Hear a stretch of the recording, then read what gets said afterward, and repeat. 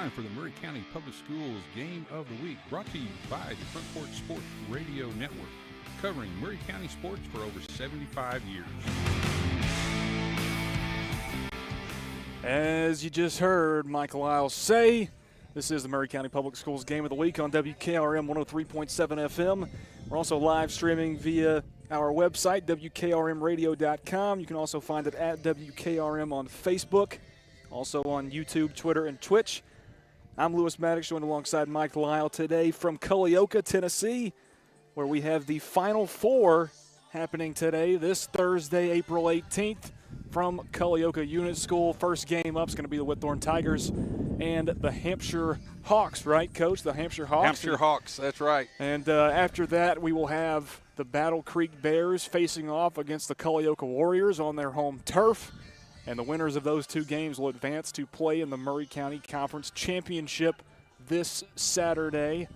And do we know what time that game's supposed to be on this Saturday? I'm not real sure because I'm on the road for You'll for be another, at softball. I'll be at softball, and so. But that will take place at Spring Hill Middle School. I think it's at 11. And we'll have that. Not absolutely positive. We'll make sure of it. But right now, 11 o'clock at Spring Hill Middle School will be the championship between these four teams. The winners of today's games, like I mentioned before, Whitthorne and Hampshire, the Tigers versus the Hawks here today from Culleoka Unit School. I'm excited about it, Mike. We've got a little bit of weather coming through here right now. It's a little breezy, and we have felt some raindrops come through so far, but for the most part, we're still dry. We've got some more weather that we're keeping an eye on later on in our broadcast, later on in the games. But for right now, we're playing some baseball, and we're pumped about it. Yeah, the wind, it's other than that little bit of a breeze and that little bit of a threat, it is beautiful out here. The sun is still shining pretty much. It is. And the wind is blowing out. So, of course, on this huge field, this is a huge high school field as far as dimensions are concerned. But that could really come into play if they get the ball up in the air and stuff. So both teams coming off of some pretty impressive performances in the first round last week. Both of them run ruled their games in the first round. In the second round, both of them had some pretty challenging matches against Hampshire against Culleoka and Whitthorne against Battle Creek. Right. Were pretty competitive ball games, and so we should have a competitive night here tonight. Yeah, that was a great game between Whitthorne and Battle Creek. It was a very close game until Battle Creek pulled away in the late stages, ended up winning, I think, 17-12. And ultimately Battle Creek getting the 1 seed in the large school division. Now here, the 1 seed in the Maury County Final Four. Mike, do you think we'll see any go out today? I don't know if we will. It'll take 350 dead center. 350 dead center. Let's see, 285 down the lines. That's going to take a poke. And it's 285 down the right. First base line. Third base line is 310. So yeah, this field was designed to be in a sense a pitcher's park as far as keeping the ball in play. Now it does open things up for a lot of doubles and triples. That's right. And especially in middle school, that's the deal. If they can find the gaps with the wind blowing out and the short manicured grass, they'll have at least doubles, probably pushing triples. Got a little bit of speed. You might even push the inside to Parker. You could see a little league home run in a place like this, and it's a lot different from. Did the small school take place here last weekend? Yes. Okay, so in fact it was going on at the same time. Right.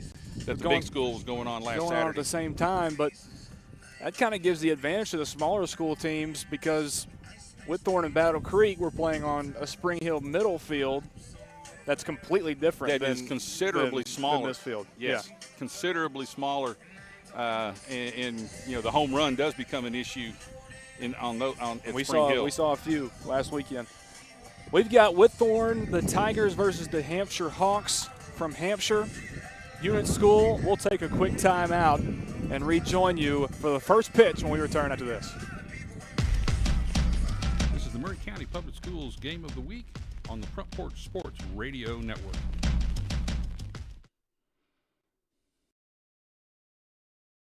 Hi, I'm Robert Rogers at Parks Motor Sales Buick GMC. And I'm Michael Parks Lawrence at Parks Motor Sales Buick GMC. Together, we're Mr. Bobby Parks' grandsons, and we run his dealership, and we are glad to be part of our local community. Being family owned and operated, we invest heavily in our community. We do things like sports teams, schools, bands, you name it. We try to help everybody we can. The reason why we do this is because we all love this community. So come do business with us, your neighbors, at Parks Motor Sales in Columbia, Tennessee, right off Nashville Highway, or at parksmotorsales.com.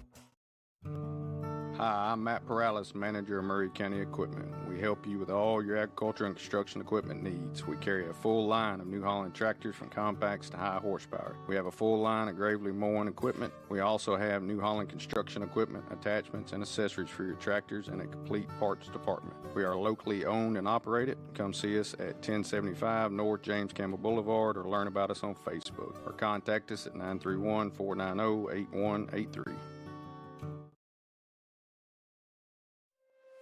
Is your insurance up to date in today's world? Foster Insurance Agency is an insurance agency you can depend on for your commercial and personal insurance needs. Foster tailors insurance coverage to meet your unique requirements stemming from years of experience and represents several top-rated companies such as Erie Insurance. Call Mike Ford or Jimmy Ford today at 931-388-8365 or stop by their convenient Columbia location at 204 West 4th Street. Foster Insurance, serving Middle Tennessee since 1952. Hi, I'm Jimmy Ford, Foster Insurance Agency here in downtown Columbia. We've been here since 1952, located at 204 West 4th Street. We specialize in commercial insurance. We write home, auto, and life insurance. We write anything from your bulldozer to helicopter, from churches to bars. Come see myself, Mike, Shelby, or Nikki. We'd be happy to take care of you. We specialize in service.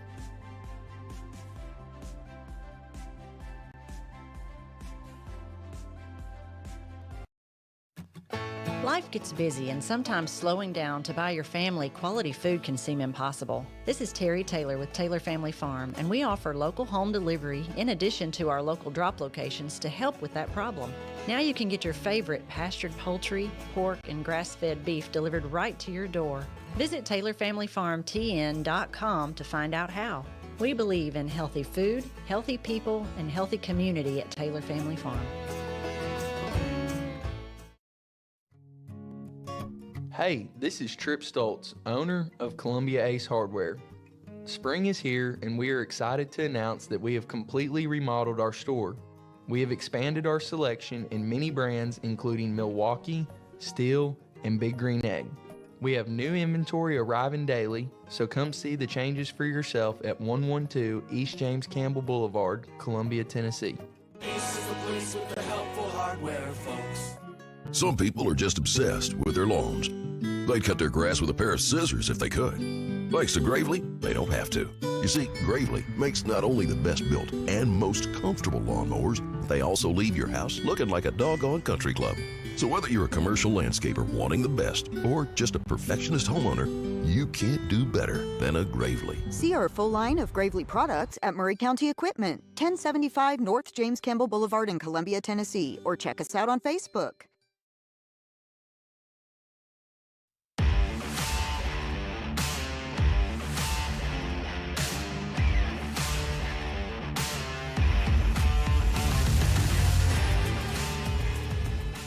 Welcome back into Culleoka Unit School. We've got an umpire here, and hopefully we have another one on the way. But as of now, we've just got one, and we're inching closer to game time, running a little bit behind schedule. I'm Lewis Maddox, joined alongside Mike Lyle, and we are here at Culleoka Unit School for the Murray County Public Schools Game of the Week on 103.7 WKRM, Murray County Final Four.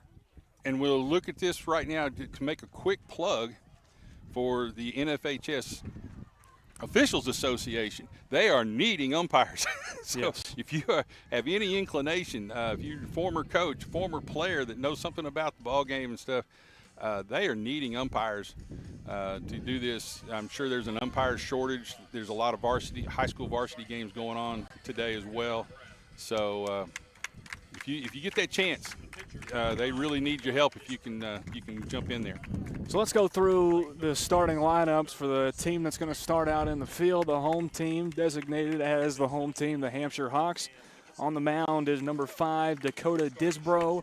Behind the plate is number 3, Theron Brown.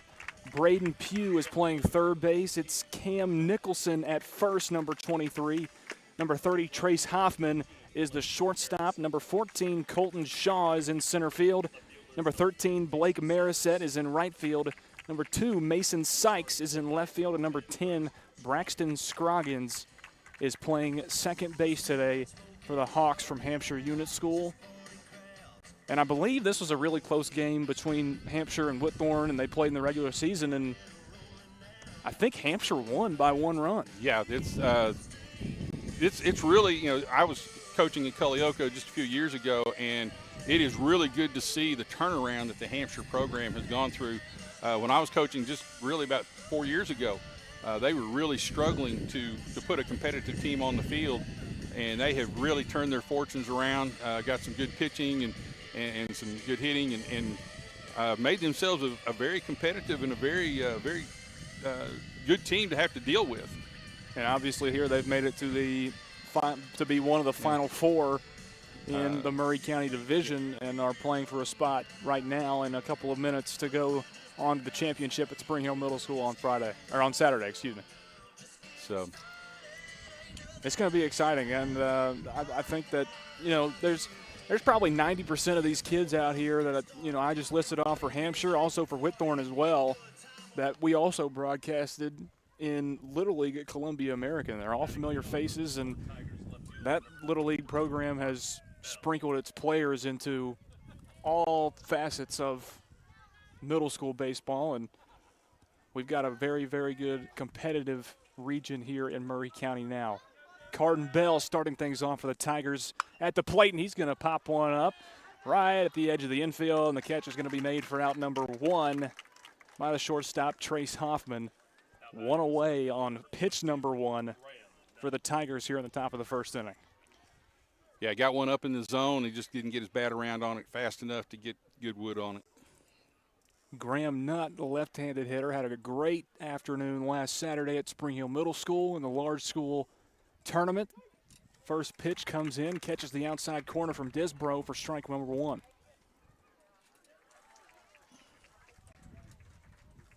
Disbro wasting no time on the mound. His second pitch to Nutt is low and away, and he makes Graham Nutt chase it. And Nutt falls down 0-2 to start this off.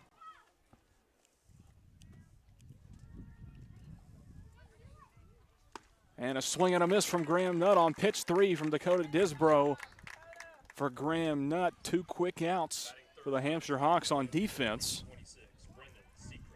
Working the top of the zone right there, and it's hard to get that bat around. Now, it's one of the dangers. If you do get that bat around, it's going to go a long ways. Yes, it is. Here's Brendan Seacrest, a great basketball player. He's all of 6'5", and Disbro. First pitch goes straight into the back of Seacrest. And obviously they're pretty good buddies as they're joking with each other as Seacrest trots down to first base. Joking so or not, that doesn't feel too good no, when you it catch doesn't. one right there in the ribs. Fastball to the back of the spine, probably not a great feeling. Seacrest going to take a little bit of time to gather himself before he steps back into play, and it looks like he's all right.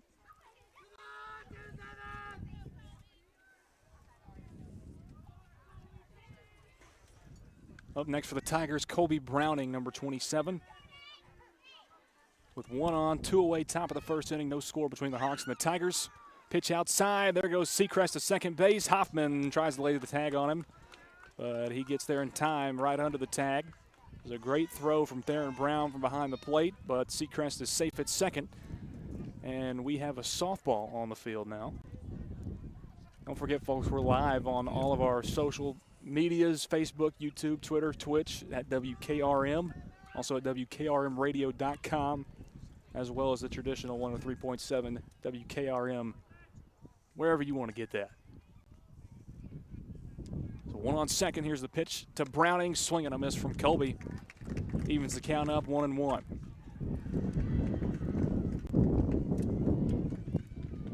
Yeah, you can hear the winds starting to pick up in our mics here. Feels good, but it's kind of scary. Here's a pitch from Disbro. It's in the dirt. It's scooped up by Brown. It's a 2-1 count for Browning.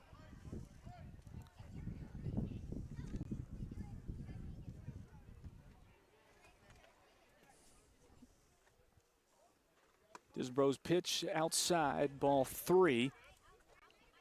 Browning ahead 3-1. Ball's moving probably a little more than he's used to because of he's throwing into the wind. So any spin he's got on it's going to be magnified.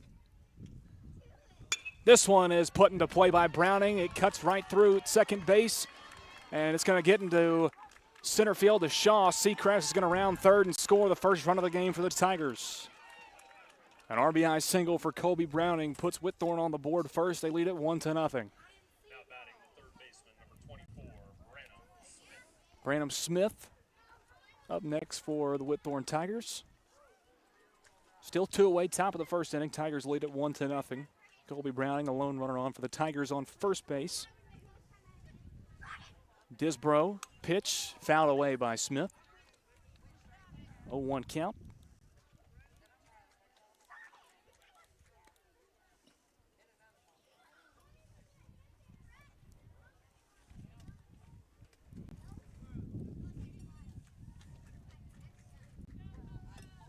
One pitch from Disbro, right inside. Looked like a little bit of curve on that one. Break on that one, yeah. Smith now down 0-2 in the count. Tigers with a 1-0 lead. 2 away here on the top of the first inning. Here's a pitch from Disbro, and it's going to be fouled away and over the net and out of play. And the count will remain 0-2.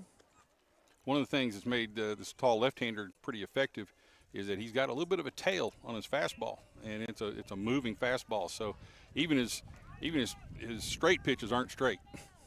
Yeah. And that's tough in middle school. Here's the 0-2 pitch, and it's going to be put into play. Shot out to Shaw in center field. Browning is going to be safe at second, and Smith gets around first base. 2 on for the Tigers now. Smith on an 0-2 gets a single. Take another look at that. Gets good, solid line drive straight out into center field. Sorry about that. And gets it in quick. Now puts runners at first and second. Ethan Lovett up next with 2 away. First pitch to him, well inside. Has to scoot out to avoid getting hit. Disbro hits Seacrest, who came around and scored the first run of the game for the Tigers. Got close on that one on Lovett as well. It's a 1-0 count. This one fouled away as it came in low and inside. Into the Hampshire dugout down the third base line. We're all even up 1-1.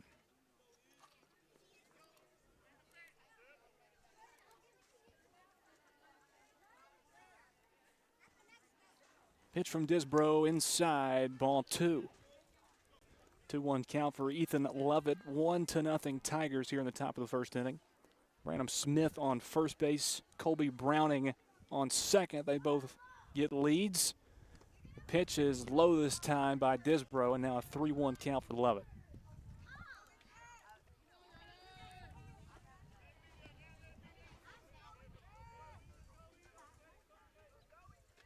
There goes Colby Browning. He's going to take off, and a swing and a miss this time for Ethan Lovett, as the count now will be 3-2. Yeah, Whitthorne base runner's getting a sense of timing on the pitcher, and he didn't pay attention to him enough. Disbro steps off and allows Branham Smith to retract that lead back onto first base. Now he's going to jump off and head towards second. Here's the 3-2 pitch. It's down low for ball 4, and Lovett will get a walk out of that trip to the plate. He threw his bat in the wrong direction. Had to go back and get it. And here's Cullen Adair up next for the Tigers. Bases loaded here in the top of the first inning. First pitch from Disbro, and it's sent out towards left field. Under it is the left fielder for Hampshire. He makes the grab, and that was out number 3. After one half inning of play, Tigers lead it going into the bottom of the first, 1-0 off a score from Brendan Seacrest. We head to the bottom of the first inning when we return after this. This is the Murray County Public Schools Game of the Week on the Front Porch Sports Some Radio people are just obsessed. What? Hello, this is Rick Whitley from Jones & Lang Sporting Goods. Glad to have you with us today, and we're proud to be a sponsor of local athletics in Murray County and the surrounding areas. We've been in business here at Jones & Lang since 1966, and we can meet your needs. It's springtime now, and we've got soccer, baseball, spring football, and many other things, so please stop by and see our selection. Remember, Jones & Lang Sporting Goods, the look of a winner.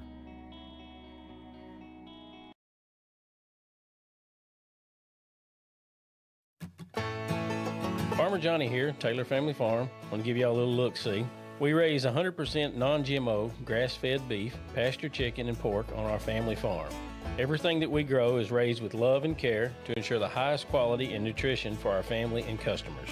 You can shop online at TaylorFamilyFarmTN.com or visit our farm store in person at Etheridge, Tennessee at 301 Dave Reisner Road. That's TaylorFamilyFarmTN.com for more information.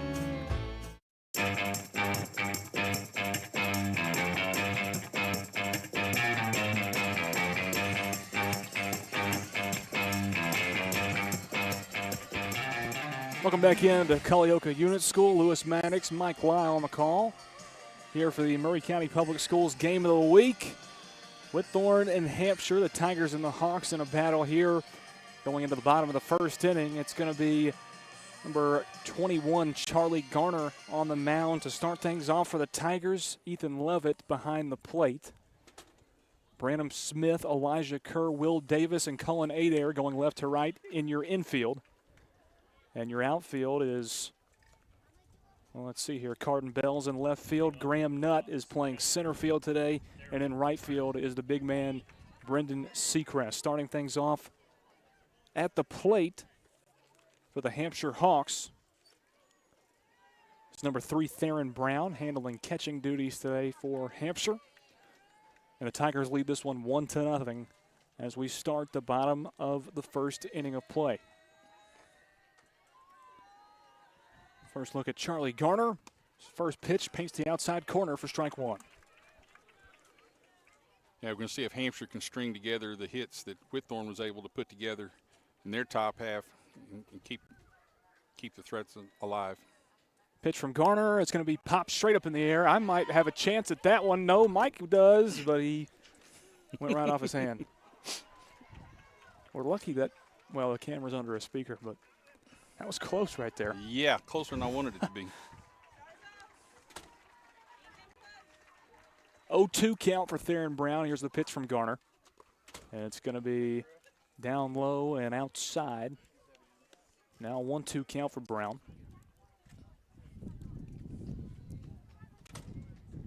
Just starting the bottom of the first inning. Tigers lead it 1-0 over Hampshire. 1-2 pitch from Garner. It's going to be turned on and sent down the third base line and out of play foul. And Brown stays alive at 1-2.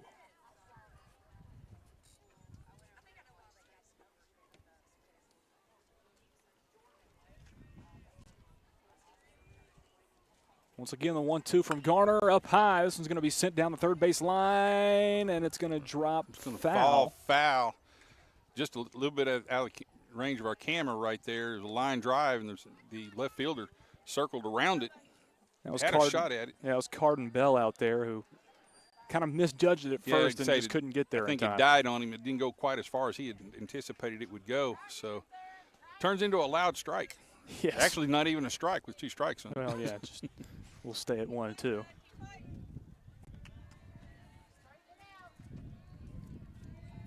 Theron Brown battling at the plate. Here's a pitch from Garner. Inside, fouled away. He's not giving up. That one goes straight over the press box and into the dumpster. Had him fooled on that off-speed pitch and did a good job just getting a bat on it and saving a swing. No outs, bottom of the first inning. No runners on for Hampshire. 1-2 pitch from Garner to Brown, and it's going to be driven on, foul down the third baseline again. Theron Brown's having a field day on foul balls here. Well, that's going to be important later on down the road with the middle school baseball. They have pitch counts that all these foul balls do count. Yep. As pitches. So the more they can make this pitcher work, Pitch from Garner outside, ball 2. And we're all even up 2-2. Puts a little bit different dynamic on the pitch strategy in baseball here. Usually you get 0-2, you try to waste a pitch. That one was close right there. Just barely missed the outside of the plate. And now a full count for Theron Brown.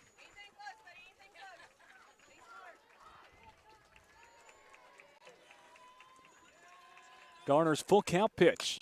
It's going to be right towards Branham Smith. He fields it off the hop. Throw over to Adair is in time. A little bit off the mark, but Theron Brown is going to be thrown out at first base for out number 1 for the Tigers here in the bottom of the first.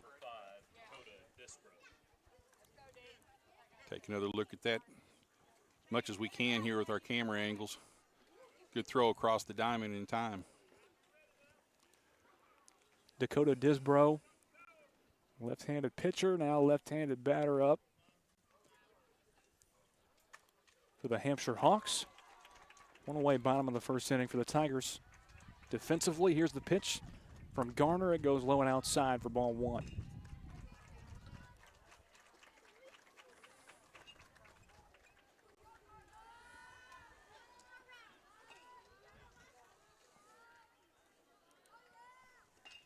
Pitch from Garner.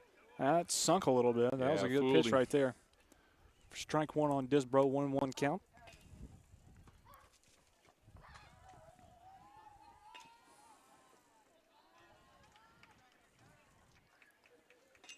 One from Garner. This time it broke down a little bit too early. Bounced before it hit the plate. 2-1 count for Dakota Disbro.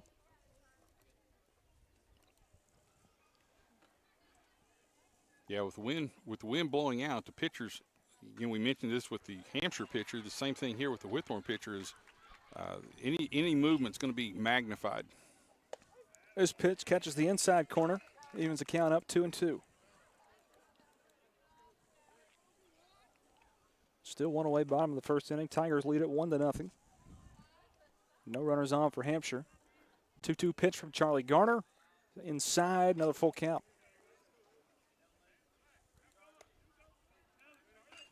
Yeah, this is not exactly what the Whitthorne coaching staff wants out of the pitching here in the first inning. He's using an awful lot of pitches. Yes, he is. You still got to keep in mind a championship game on Saturday. This one outside for ball 4. Disbro gets a walk.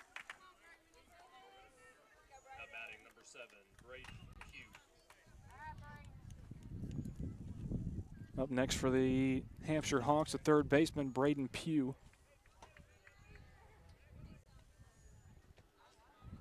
Disbro with a healthy lead off of first base. Garner goes to Levitt at home. Swing and a miss from Pugh that time on an off-speed pitch for strike 1. He really does have a nice curveball. Drops probably a good foot by the time it gets to the plate, which is really hard to hit on plane. This one's popped up high in the air. Under it is Brendan Seacrest in right field. He makes the grab, sends Dakota Disbro back to first base. And that's out number 2 here in the bottom of the first inning. Good job by Seacrest out there in right field to run up and make a grab and call off Will Davis, the second baseman.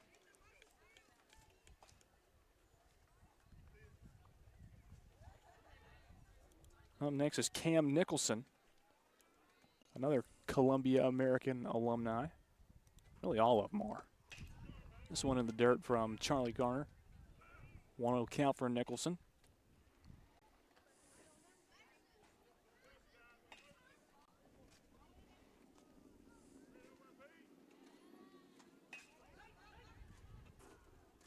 Pitch from Garner outside of the plate for strike 1. One runner on for the Hampshire Hawks. You wouldn't be second guessing the umpire there, would you? No, never.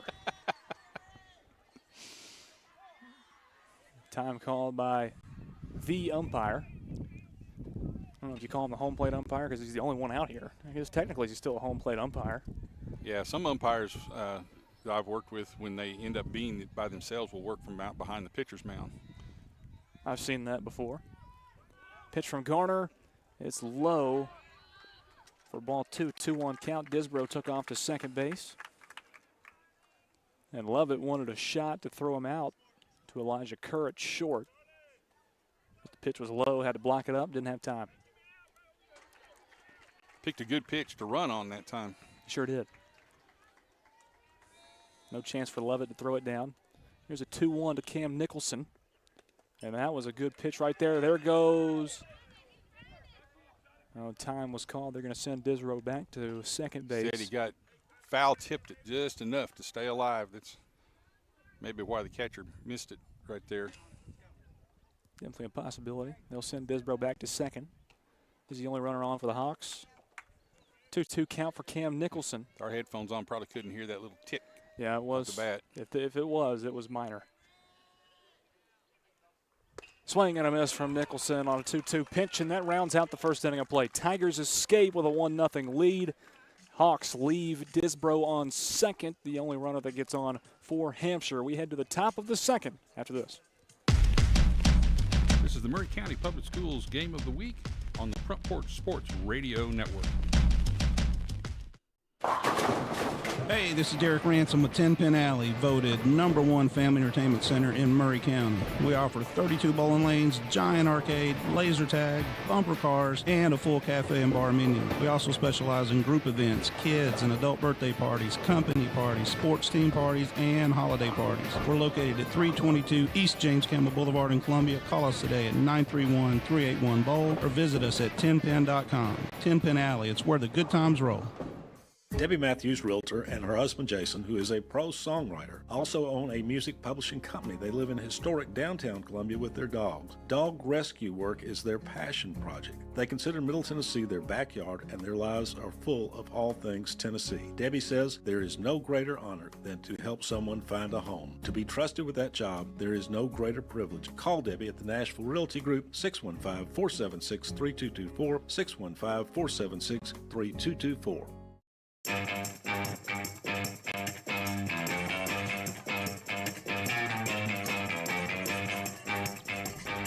Welcome back in to Culleoka Unit School, top of the second inning. About to get started here as Dakota Disbro will retake the mound for the Hampshire Hawks. Allowed one run, got the bases loaded, but only allowed one run in the top of the first inning. And the top of the second inning will start with Elijah Kerr in the box for the Tigers, trying to get more offense started for them. We'll go down on the next pitch and get ready for second inning action.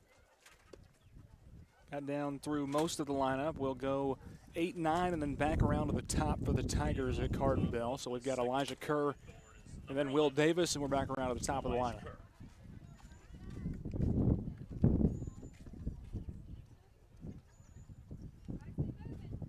Seemed like in the first inning that Whitthorne was able to get their timing on their swing, had 2 or 3 good sharp hits in the first inning. See what they do is they come around here second time through the order.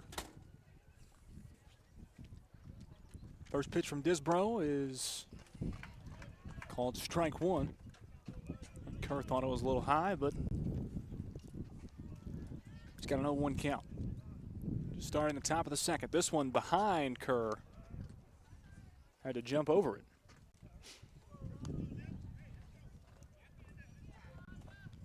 Kind of give him that look like, come on, man. He sure did.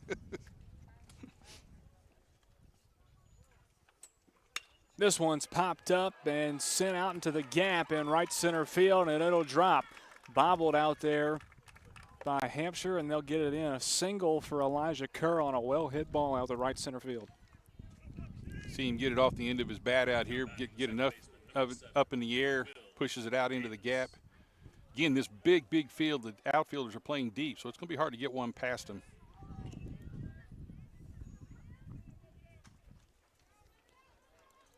Here's Will Davis with one on for the Tigers.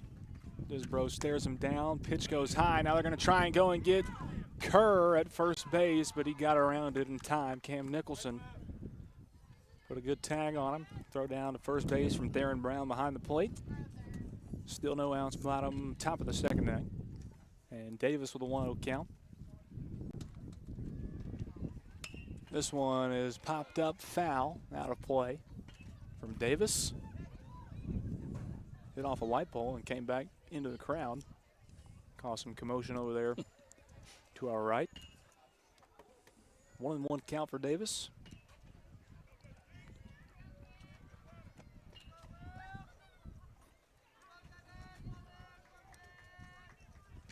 One from Disbro, and it's going to be shot out and dropping in right field. They'll try and get it to second base, but it won't be in time. Kerr safe at second. Davis safe at first. 2 good hits out into the same area, a gap in right center. And there's 2 on for the Tigers with no outs in the top of the second. Take another quick look at that one. Good line drive shot just to the right or to the left of the second baseman. Almost got the throw there in time to force him, but not quite quick enough. Back around to the top of the lineup. Tigers got good production out of the bottom of their lineup, and Cardin Bell had to jump over that first pitch from Disbro. It's 1-0. Tigers lead it 1-0 here in the top of the second inning. No outs, 2 on. Kerr on second, Davis on first. And the leadoff hitter, Cardin Bell, in the box. Here's the pitch from Disbro. Swing and a miss on a good pitch that time from the pitcher, Disbro. Evens the count up 1-1.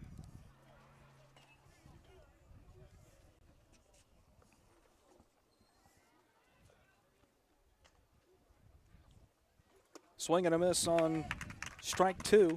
Really pulled the string on that one. It's a good changeup right there. Got him way out on his front foot. 1-2 count for Cardin Bell. He had a fly out to the shortstop in his first attempt. There goes a pass ball by Theron Brown. Both runners for the Tigers are going to advance.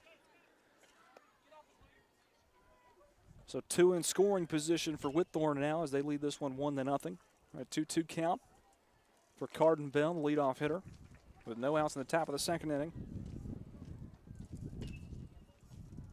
Here's a 2-2 pitch from Disbro. Inside. And it fills up the count, 3-2.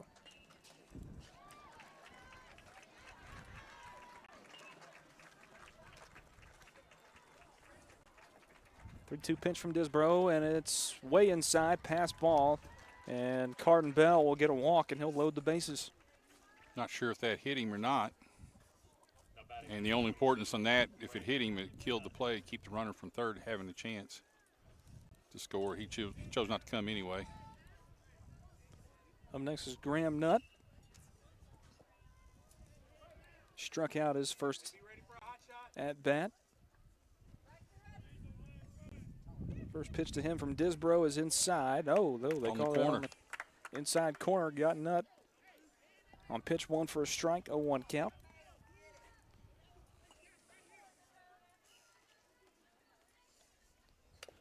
And Nutt will foul away the second pitch. Got that one in on his hands. Finds himself down quickly, 0-2.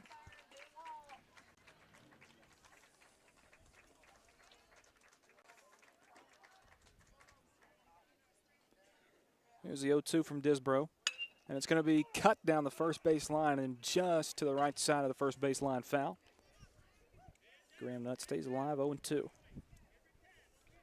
They get turned on that one. That would have been a heck of a shot. Yeah, I think he went to that off-speed pitch one too many times there.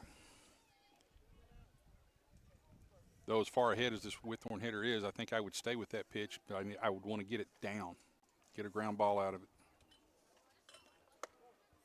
That one goes in just a little outside. 1-2 count for Graham Nutt.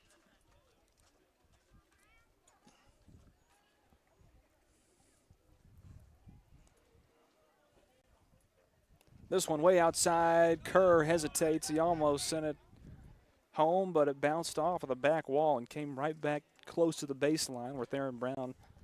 One of the things about been in a good spot. This field is that there is no padding behind home plate, so if it hits that brick wall, it can come right back to the catcher. That's what it did pretty right quickly, and came back there, and that kept the runner. Catcher gets a break in that. 2-2 pitch from Disbro. Inside, sent out to right field. Under it and making the grab, Hampshire. Now they'll get it back in. And a base running mistake right there by Whitthorne. Yeah, it was. Should have been tagging up on that play. he was halfway down the line when Scott had to go back and tag up, and his third base coach is letting him know about it too. They missed out on a run right there. Here's Brendan Seacrest, 6'4" right fielder. It's quite a large 8th grader. This pitch from Disbro, swing and a miss this time from Seacrest. 0-1 count. One away now, top of the 2nd inning.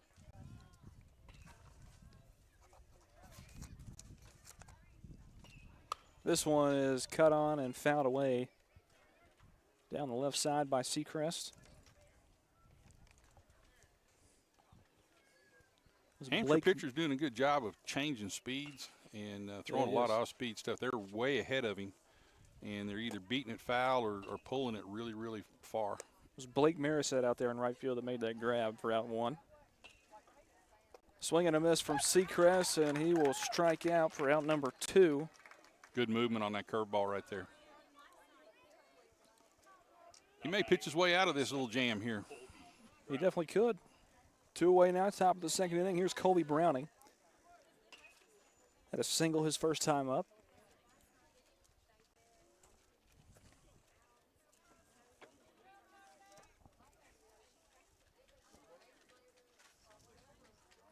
This one's sent out to center field, and it's going to drop. Elijah Kerr comes in and scores.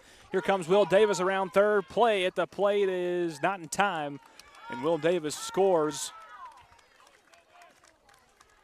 for the Tigers. Kerr and Davis come in, and it's now a 3-0 Whitthorne Tiger lead over the Hampshire Hawks. That's 2 RBI single for Colby Browning. A little late there on the replay button. So saw the runners cross the plate. Gets 2 runs in on 2 RBIs on that play right there. Brandon Smith up. He also had a single his first time at the plate. This one is inside. First pitch from Disbro. 1-0 count. Runners on the corners for the Tigers now. Bell is on third, and it's Colby Browning over on first base.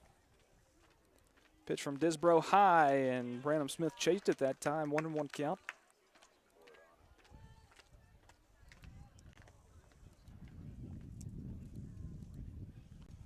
Here's a pitch from Disbro. It's fouled away this time. Comes off the catcher's mask right there. It's got to be a frightening type of a jump scare type situation when you. It's a jolt. Get a foul ball. When I was off umpiring, the face. it's a jolt when it pops you like that. 1-2 count for Brandon Smith. Pitch from Disbro is high and outside. He was up the count 2-2. Fortunately, with today's equipment, it's more of just a shock. It doesn't really hurt you. It just kind of shocks you. Yeah. Here's a 2-2 pitch. Came back in, but they'll call it low as Browning heads to second base. Now 2 in scoring position for the Tigers. So they already lead it 3-0. Smith with a full count. Pitch from Disbro, fouled away. High foul ball and into the woods down the first base line. We'll stay at 3-2.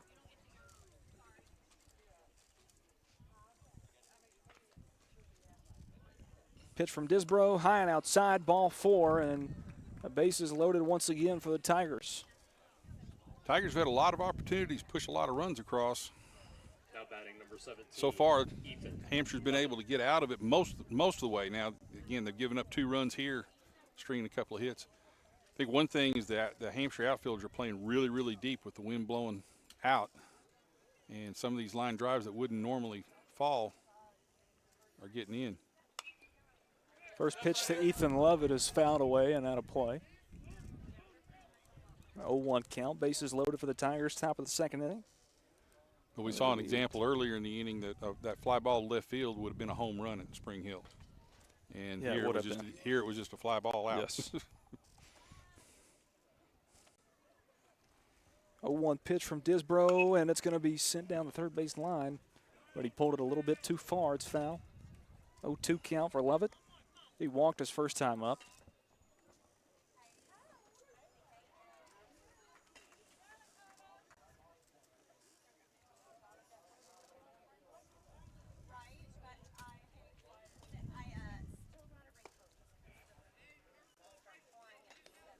Another pitch outside this time, 1-2 for Ethan Lovett.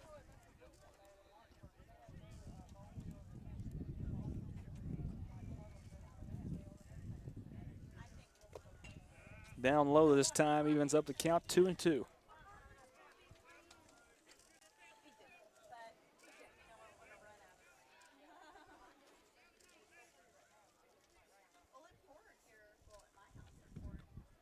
Two pitch from Disbro. This one's going to be sent up high and out of play, fouled away by Lovett. We'll stay at 2-2. Tigers lead 3-0. Bases loaded. It's Smith, Browning, and Bell on the bases in that order. Trying to add to this 3-run lead that they have here in the Murray County Final Four. 2-2 pitch from Disbro, fouled away.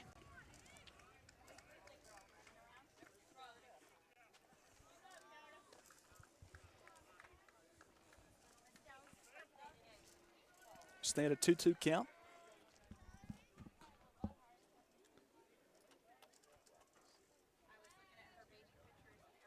Pitch from Disbro, fouled away this time down the third baseline. Way out of play. Pulled the string on that one. Yeah, he did. And had a good low changeup right there. Disbro was able to get a bat on it, stay alive at the plate. This one is sent out into center field, under it, and no, it rocks in front. Here comes Carden Bell. He'll score. Now Browning, they couldn't get it in time. Browning is going to score. Now they're going over to third base, and they dropped it. Now it's going into left field. Here comes Branham Smith. Ethan Lovett rounds third base. Smith scores. My goodness. Man, a lot of... That was a lot happening right there. A lot of happening, but unfortunately not really good infield play. That was a 3-run RBI. See the ball being thrown around an awful lot.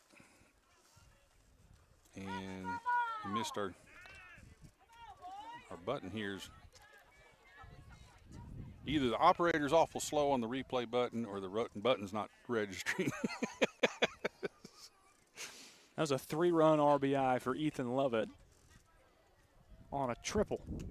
Gets a triple out of it. We talked about that before the broadcast. Actually had a single, again, with those outfilders playing as deep. It's a single that dropped in. The outfielder just took his time getting it in with bases loaded, kind of surprising. And they were able to push it, and then when they tried to make the play at third base, he gets away from him and pushes another run in. So it's 6-0, Whitthorne on top of Hampshire. Culleoka now up. First pitch from Disbro. It's going to be a dribbler going towards second base. The throw over to Nicholson is in time for out number 3, and that rounds out the top of the second inning. 4 hits and 5 runs for the Tigers in inning number 2. They lead it 6-0 as we head to the bottom of the second inning. This is the Murray County Public Schools Game of the Week on the Front Porch Sports Radio Network.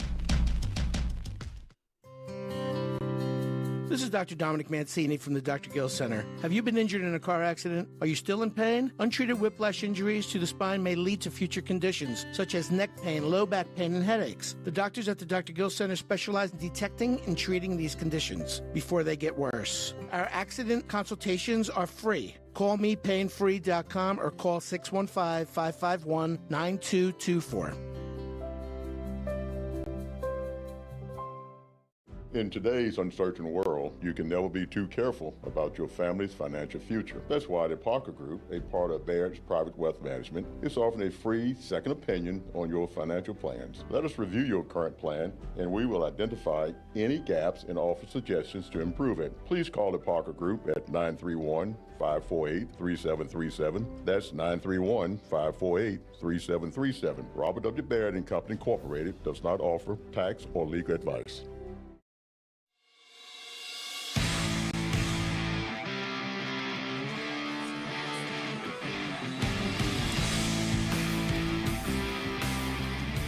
Welcome back into Culleoka, Tennessee. Lewis Maddox, Mike Lyle on the call for WKRM 103.7 FM.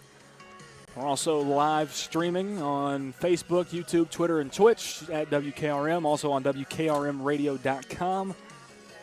Here are the Maury County Final Four teams from the Maury County Baseball Division. Hampshire, thank you. Maury County Baseball Division. Whitthorne, Hampshire in a battle right now. Whitthorne leads at 6-0 as we head to the bottom of the second inning of play.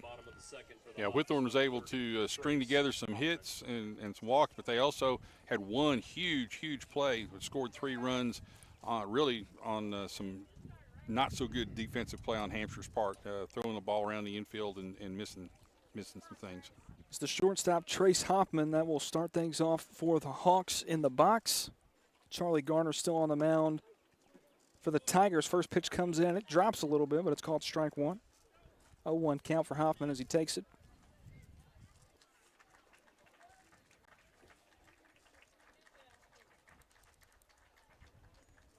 There's the 0-1 pitch from Garner. This one outside and low. Evens the count up 1-1.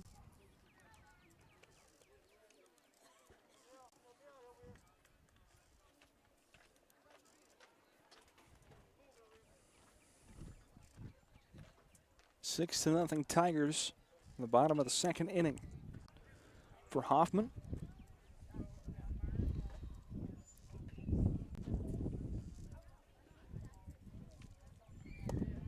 Another low pitch. Now 3-1 count for Hoffman. Garner started out with a strike.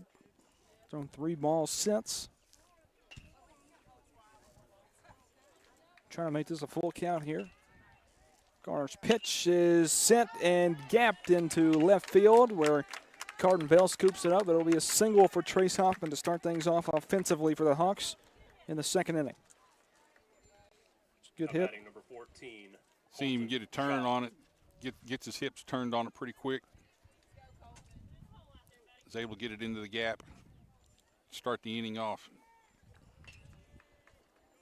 Here's a center fielder, Colton Shaw. First pitch to Shaw is down low for ball 1. They'll check over on first base. Check Hoffman back on. Breeze is picking up and the sky is getting a little bit darker behind us. Little iffy.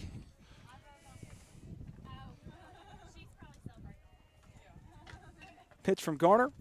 Outside. They'll go down and try and get Hoffman again, but it's a bad throw to Adair at first, and Hoffman is going to streak to second base and be safe as Seacrest gets it back in from right field. Just a bad throw from Lovett that time. Went low, and Adair couldn't scoop it up from his first base spot. Yeah, Adair tried to scoop it and tag at the same time.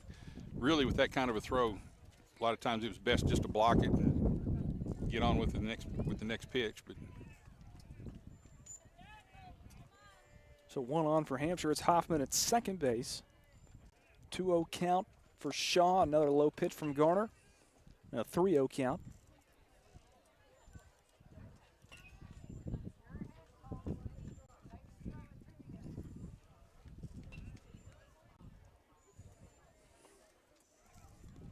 Still a 6-0 Tiger lead. There goes Hoffman. And that was ball 4 for Connor Shaw. He'll get a walk out of that trip. Runners on the corners now for Hampshire. Hoffman gets to third and Shaw at first. And Whitthorne going to have a meeting at the mound with Charlie Garner. First of the day. yeah, the ball's moving quite a bit here, and probably not quite used to the ball moving as much as it is. And he's having a hard time finding that strike zone. It's windy. Yeah, the wind blowing in your face as a pitcher kind of depends on what what style of pitcher you are. If you're what they call a junk ball pitcher, then it plays to your advantage because it makes the ball move even more if you can throw it into the strike zone. If you can control it. Right, there's the other side of that. Smart batters see that ball moving that much, they're going to try to make sure it's in the middle of the plate before they really go after it too much.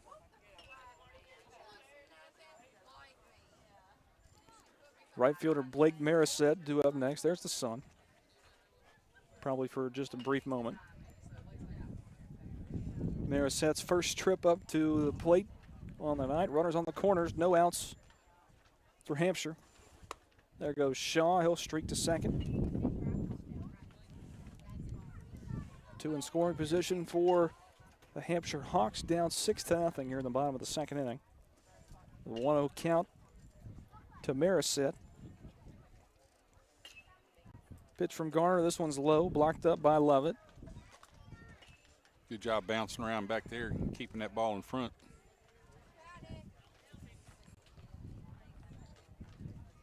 2-0 count for Blake Marisette.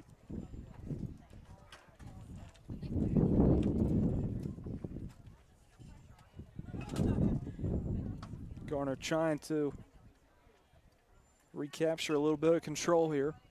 There's a 2-0 pitch, and that one bounces before it hits the dirt. Here comes Hoffman, and he hesitated. Now he's going to get into a rundown. They'll throw it over to Smith, now chasing it back down. They fake it, now back over to Garner. Garner now chasing. He'll throw over to Kerr. Kerr, the speedster, goes in and tags out Hoffman. Finally, again, that, for out number 1. There's that hard brick wall behind home plate coming into play. Most teams are used to having a pad back here, and when they see the ball go back behind the catcher like that, they take off immediately. It took that big hop off of that brick wall right back to the catcher and caught him halfway between the bases. So a 3-0 count for Marisette, now 1 away, bottom of the second inning. Shaw, the lone runner on for the Hawks on second base. Gets a hop off. Here's the 3-0 pitch, and that one is called strike 1 on Marisette. 3-1 count. That looked like a pretty generous strike right there. It was.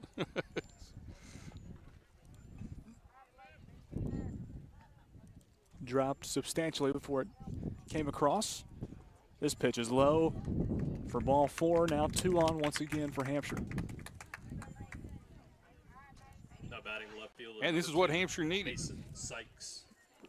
Get themselves back in this ball game, get some base runners, force some issues. But they've got to take advantage of it. Can't do what they did with Hoffman on third base. Yeah, can't have those base running errors. Here's a strike on pitch number 1 to Mason Sykes, the left fielder's first time up today. 0-1 count, 2 on for Hampshire, Marisette and Shaw.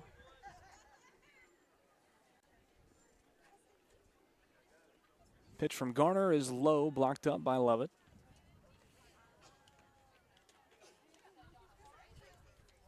One and 1 count for Sykes.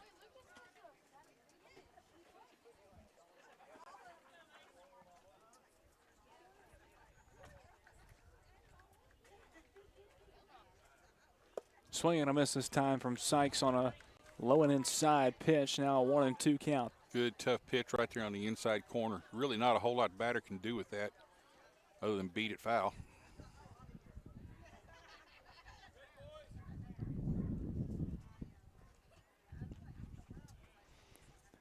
There's a 1-2 pitch from Garner. It's outside, gets by Lovett this time. Both runners are going to advance for Hampshire. Shaw gets up to third. Now Marisette at second. And it's a 2-2 count now for Mason Sykes.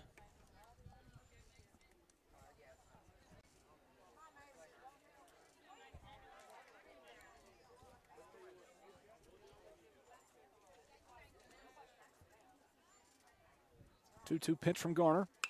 Popped up straight in the air. Under it is Kerr. Nobody called it away, and Will Davis will ultimately make the grab. That'll be something they talk about in practice the next time they have it.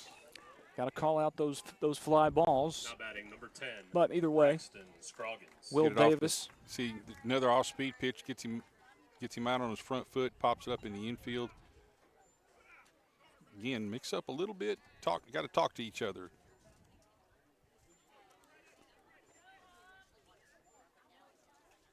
Two away. Here's a line or a ground ball to Elijah Kerr at shortstop. He throws it over to Cullen Adair at first base, and Scroggins is thrown out for his first at bat. The second baseman at first base. Only 1 hit and no runs scored for Hampshire in the second inning of play. We head to the top of the third when we return. This is the Maury County Public Schools Game of the Week. on the Front Porch Sports Radio Network. Hi, I'm Robert Rogers at Parks Motor Sales Buick GMC. And I'm Michael Parks Lawrence at Parks Motor Sales Buick GMC. Yeah. Together, we're Mr. Bobby Parks' grandsons, and we run his dealership, and we are glad to be part of our local community. Being family owned and operated, we invest heavily in our community. We do things like sports teams, schools, bands, you name it. We try to help everybody we can. The reason why we do this is because we all love this community. So come do business with us, your neighbors, at Parks Motor Sales in Columbia, Tennessee, right off Nashville Highway, or at parksmotorsales.com. Hi, I'm Matt Perales, manager of Murray County Equipment. We help you with all your agriculture and construction equipment needs. We carry a full line of New Holland tractors from compacts to high horsepower. We have a full line of Gravely mowing equipment. We also have New Holland construction equipment, attachments, and accessories for your tractors and a complete parts department. We are locally owned and operated. Come see us at 1075 North James Campbell Boulevard or learn about us on Facebook or contact us at 931-490-8183.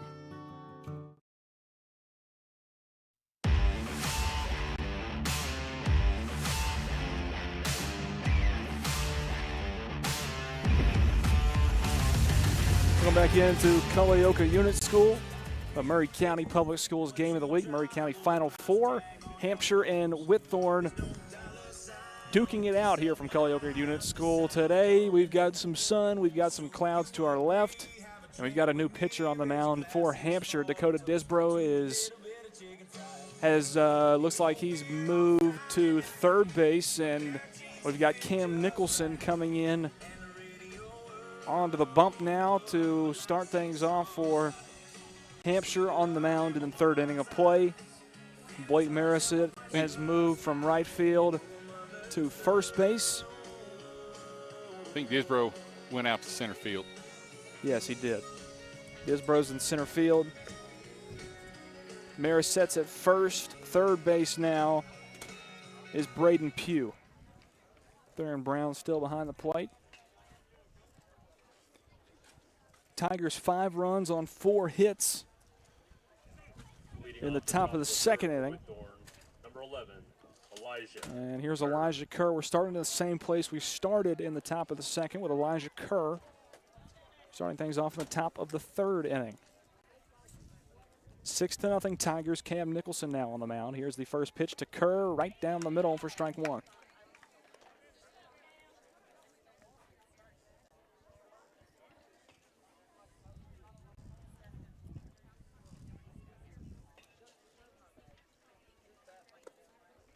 Low pitch on pitch 2 from Nicholson. 1-1 count for Kerr.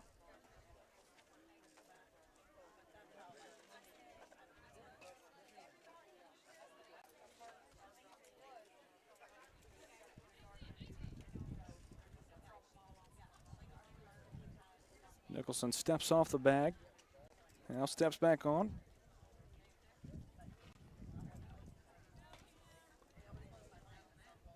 Pitch goes outside. Ball 2. 2-1 count for Elijah Kerr.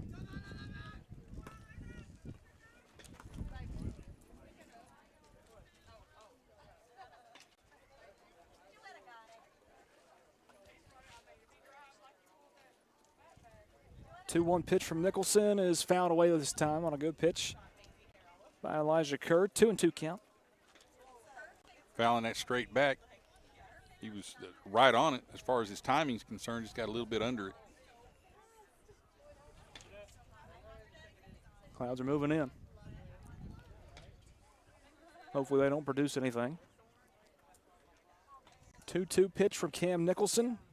Wild curveball that never really broke in, stayed up high. Now a full count for Elijah Kerr.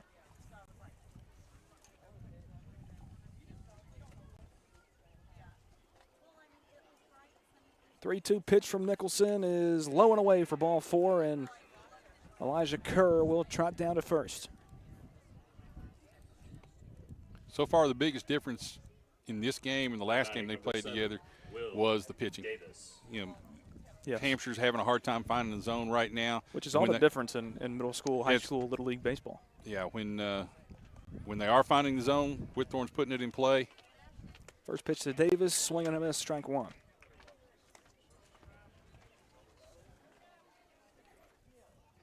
On the other side of that, the Whitthorne pitcher's throwing just enough strikes to keep himself in it. And he's slowing down just a little bit. Started off a lot stronger than what he pitched in the bottom of the second. But he's still getting the job done. 1-1 count now for Davis as that pitch went high. Ninth man in the lineup is Davis. Back around to Carden Bell next. Go back to the top. Here's the pitch. Called high, ball 2. 2-1 count for Cam Nicholson.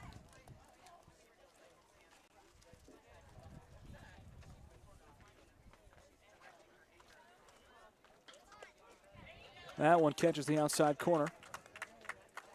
Evens the count up 2-2 for Will Davis. Kerr still on first, no outs, top of the third inning.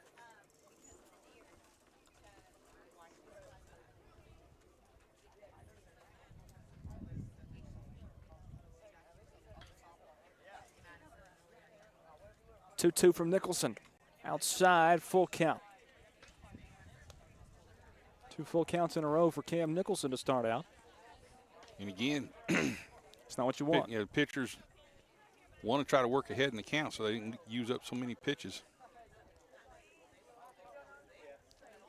3-2 pitch from Nicholson. Swing and a miss by Will Davis. Now they'll go back and try and get Kerr. He got back in time. Almost a double play for Hampshire. A strikeout for Will Davis.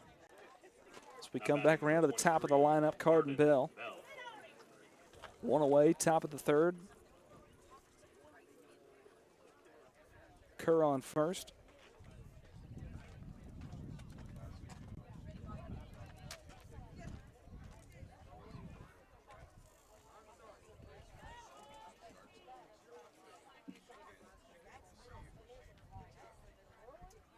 High pitch, there goes Kerr.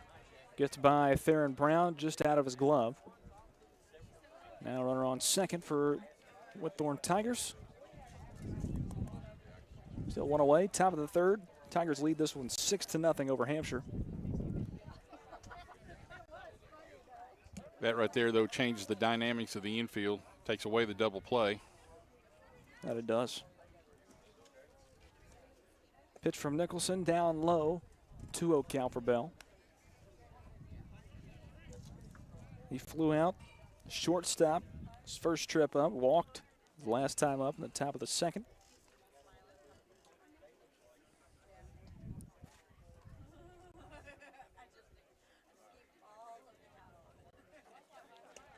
Pitch is inside, caught the corner. 2-1 count for Carden Bell.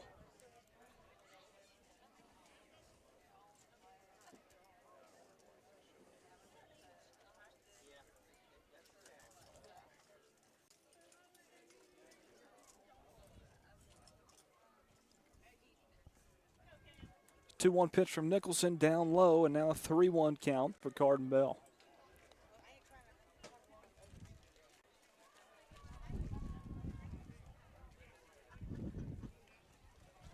Battle Creek Bears have shown up behind us.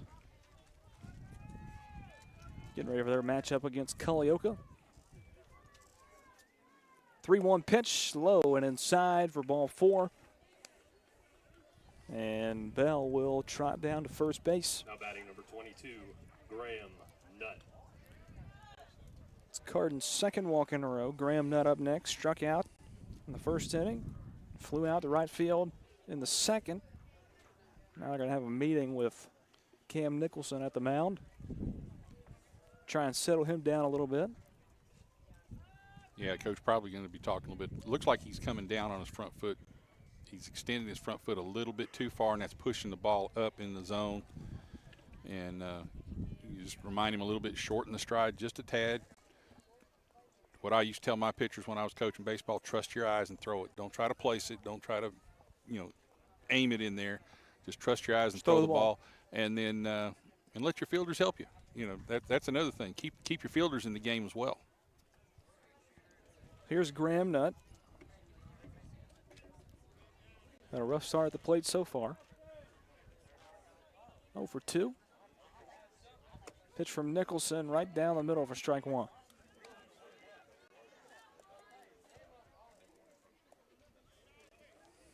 Carton Bell on first, Elijah Kerr on second for the Tigers as they lead 6-0. The top of the third inning.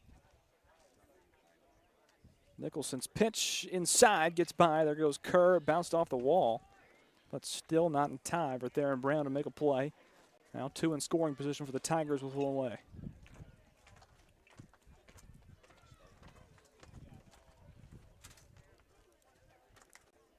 That was something that Whitthorne pitcher did not want to have happen, is those runners move up and take the force out of the situation. 1-1 pitch, fouled away under the back net. A 1-2 count for Graham Nutt now. Plus now any base hit, especially as deep as the outfielders are playing for Hampshire, any base hit's going to score 2 runs. And especially with the speed that you've got on the bases. Got 2 of your fastest players out there, and Elijah Kerr and Carton Bell. Here's the pitch from Nicholson up high. Evens the count up 2-2. Yeah, I saw him look down at his hand a little bit. That one didn't come off his hand the way he wanted it to. Came off a little bit early, and so it just stayed up high. Here's a 2-2 pitch. Fouled away. Right into Mike's face. Good old fence. Would have been. Stay at 2-2.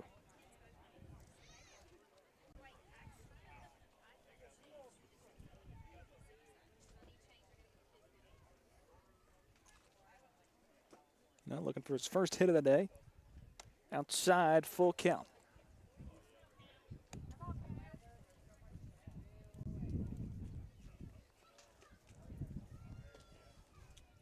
Nicholson looking to stop the bleeding for Hampshire.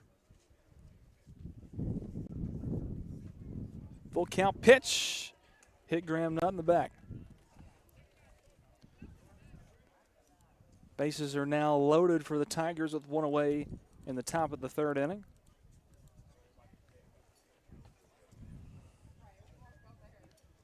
Now batting number 26, Brendan Seacrest. Graham Nutt will take a second to walk that one off. It'll be Brendan Seacrest up next for the Tigers. 1 away, bases loaded. They lead it 6-0. Huge scoring opportunity here for Yes, Whitthorne. Could really, in a sense, almost put this game away early. They can push a couple of more runs across here. Seacrest was hit by a pitch, struck out his last time up. This one goes inside for ball 1 from Nicholson.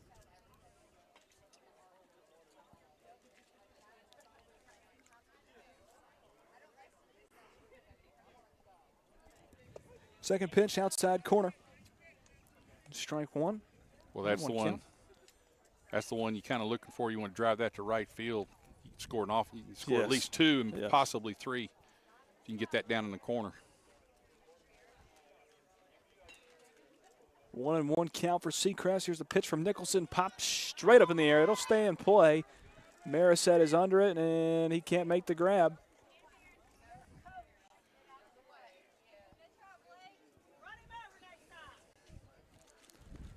Tough play there, trying to work around the base coach a little bit. 1-2 count. Some of the Hampshire crowd didn't appreciate the fact coach was in the box there, which that's where he's supposed to be. He's not supposed to interfere with the play, but technically he didn't. He was a good 2 foot away from him. Fouled away by Seacrest this time. It'll stay at 1-2. Though, as a young player, sometimes having that nearness tends to can mess rattle with you. you. And this wind, it is swirling a little bit. That foul ball, that play right there, should have been an out. That's going to come back to haunt Hampshire, I'm pretty sure. Should have been. They should have had this runner out with 2 outs. You get 2 outs in the inning. Here's a 1-2 pitch, and it's fouled away down the third base line by Seacrest. And we'll stay at 1-2. Those are the little outs that a lot of times coaches will talk about. That should have been an easy out right there with 2 outs. Now it's just a ground ball out. But with dropping that, he gets another chance, and now we're still at 1 out with the bases loaded. 1-2 pitch, high and inside. Kerr thought about coming as it got by Brown, but once again it bounced off that wall and came back. And they're being a little bit more cautious about it. neither one of these teams are very familiar with this field in that regard.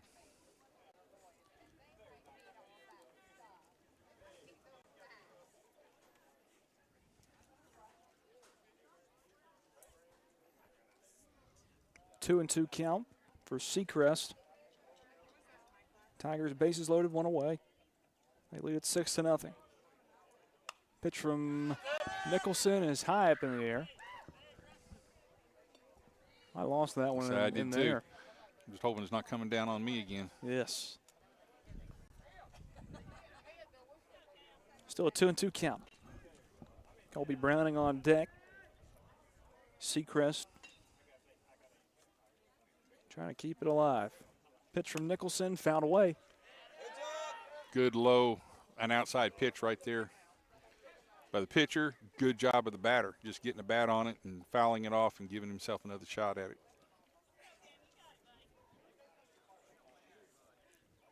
Regardless of what happens this time at bat, this is considered a quality at bat. Oh, yeah, absolutely.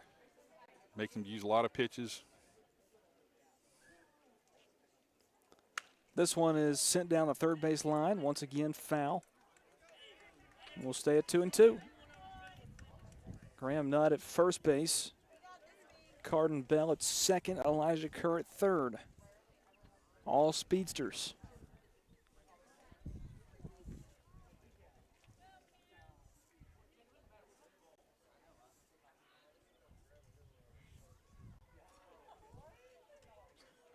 Two-two pitch down low, full count.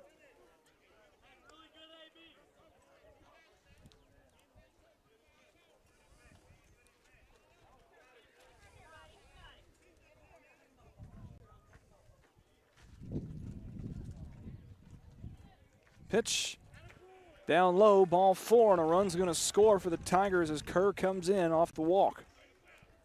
It's 7-0 Whitthorne over Hampshire. It looks like we might get a pitching change here. It's Colby Browning's going to come up. And we are going to get a pitching change. We'll let you know who it is when we return.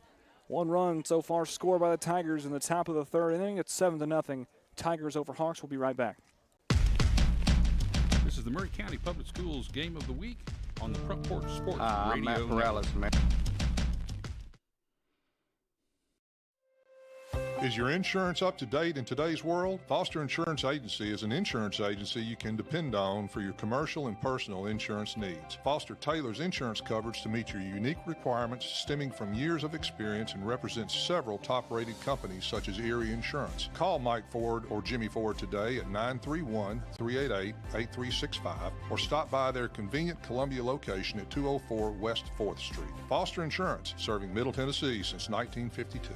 Hi, I'm Jimmy Ford, Foster Insurance Agency here in downtown Columbia. We've been here since 1952, located at 204 West 4th Street. We specialize in commercial insurance. We write home, auto, and life insurance. We write anything from your bulldozer to your helicopter, from churches to bars. Come see myself, Mike, Shelby, or Nikki. We'll be happy to take care of you. We specialize in service.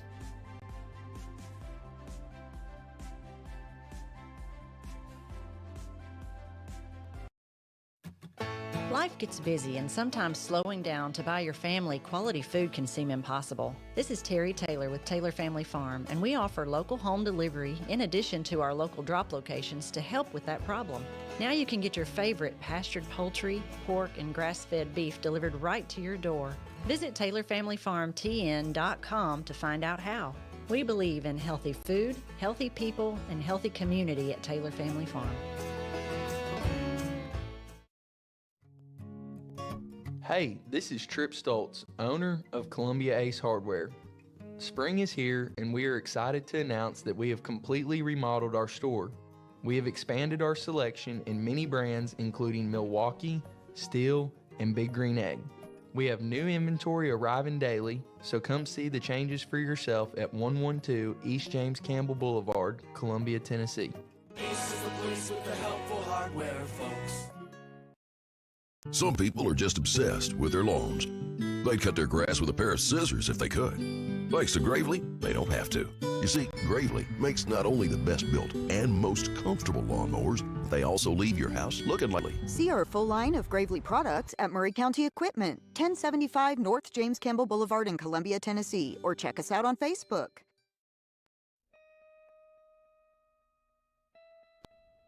Hello, this is Rick Whitley from Jones Lang Sporting Goods.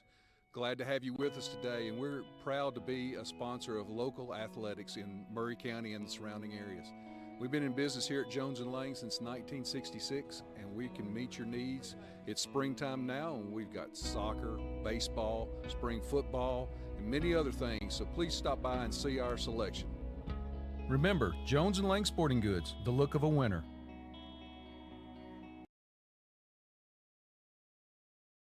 Welcome back in to Culleoka Unit School. Colby Browning going to be the first batter that Blake Marisette faces as he replaces Cam Nicholson, who goes back to first base. Those two swapped out. Marisette comes in from first. Nicholson goes to first. Bases loaded. One away, 1-0 count for Browning. This one's sent out into the gap, left center field. Tracking it down was Shaw, can't get to it. Here comes Carden Bell. He'll score. Graham Nutt rounding third, and he will score as well. So Colby Browning with a 2 RBI single extends the Whitthorne lead up to 9-0. See, he can get a good solid hit on that. Gets it almost all the way out to the fence into the gap. And they're able to get it in, keeping to amazingly to a single. Here's Branham Smith. He'll dribble one out to third base. Can't scoop it up, and 1 run will score. Brendan Seacrest comes in and scores off of an RBI single from Branham Smith. It's now 10-0 Tigers. Browning advances up to second base. That happened quicker than I can even regain my conscience from the last one. Colby Browning is now 3 for 3 with 3 singles and 5 RBIs. Making the most of his singles. He's had a great day so far, Colby Browning. Here's Ethan Lovett, the catcher, up high, ball 1 from Marisette. As deep as that last one was hit, you'd think it would be at least a double, but a lot of the runners held up. Line, they couldn't get the force at third base. Third baseman for Hampshire. They threw out Lovett at first, but both runners advance. Now 2 in scoring position. Probably could have got a double play right there had he just stepped over onto the bag and then made the throw. But it's Braden Pugh at third base. Had the force at third, but went to first. Got the out there. There's 2 away in the top of the third. But Browning now at third. Branham Smith at second. And it's the power hitter Cullen Adair up to bat for Whitthorne. Whitthorne has some big guys. They do. Brendan Seacrest is a fantastic basketball player, like I mention all the time. Covered him. This one fouled away by Adair. He's about 6'4". I'd say he's closer to 6'5". He's huge. I was friends with his brother in high school. We were in the same grade. I don't know where he got his height from, but it's there. He's 6'5" in middle school, and he wasn't even the tallest kid on the team. Kingston Booker was, he's closer to 6'6", both of them dunking in middle school. And Brendan also a very good baseball player. Cullen Adair also probably every bit of 6'3". Definitely over 220 pounds. They're as big as most varsity baseball players. Yes. Swing and a miss from Adair this time, a 1-2 count.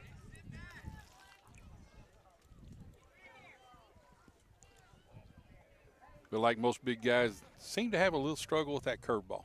A little slow to get to it. This one is sent up the into center field, ground ball. It'll score 2 runs. Browning comes in and scores. Long throw to the plate is not in time as Branham Smith comes in and scores. It's now 12-0 Tigers as Cullen Adair, a 2-run RBI off of a double.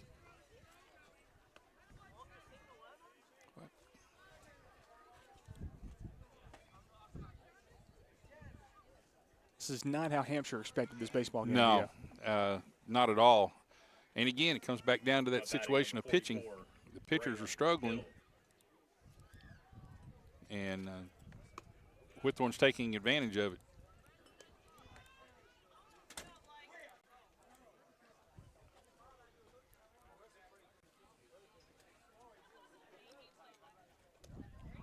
Swing and a miss here. A 1-1 count as Marisette is trying to regain control of this inning. 6 runs scored so far in the 3rd inning for the Tigers. This one popped straight up into the air and under it and not being able to make the grab. First baseman tried to come across in front of the second baseman, and Scroggins and Nicholson tried to come over a very, very long way and make that grab. Got the second baseman playing pretty deep. It's going to be tough to get in. First baseman playing up, tried to cut it off right there. That was Elijah Kerr right there. Just wasn't able to get to it in time. Here's Will Davis, bottom of the lineup. Davis fouls one away. 2 on for the Tigers on first and second base.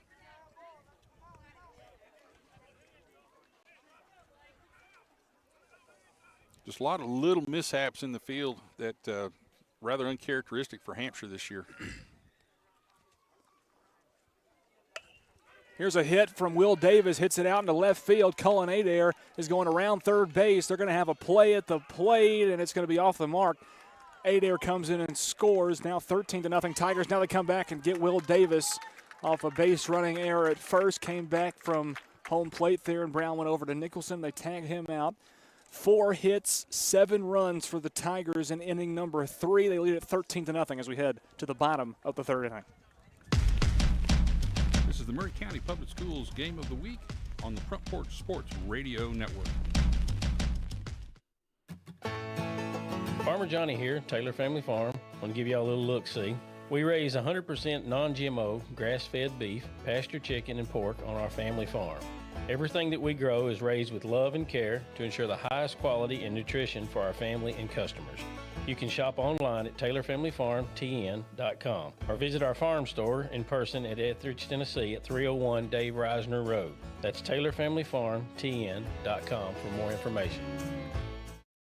Hi, I'm Robert Rogers at Parks Motor Sales Buick GMC. And I'm Michael Parks Lawrence at Parks Motor Sales Buick GMC. Together, we're Mr. Bobby Parks' grandsons, and we run his dealership, and we are glad to be part of our local community. Being family owned and operated, we invest heavily in our community. We do things like sports teams, schools, bands, you name it. We try to help everybody we can. The reason why we do this is because we all love this community. So come do business with us, your neighbors, at Parks Motor Sales in Columbia, Tennessee, right off Nashville Highway, or at parksmotorsales.com.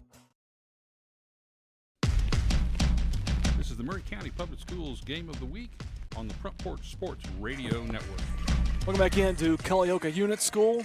Charlie Garner going to remain on the mound for the Tigers in the bottom of the 3rd inning. Looks like a new catcher in for the Tigers as well.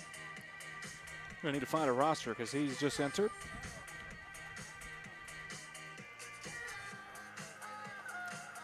Elijah Kerr out of the ball game. Lovett has moved to shortstop.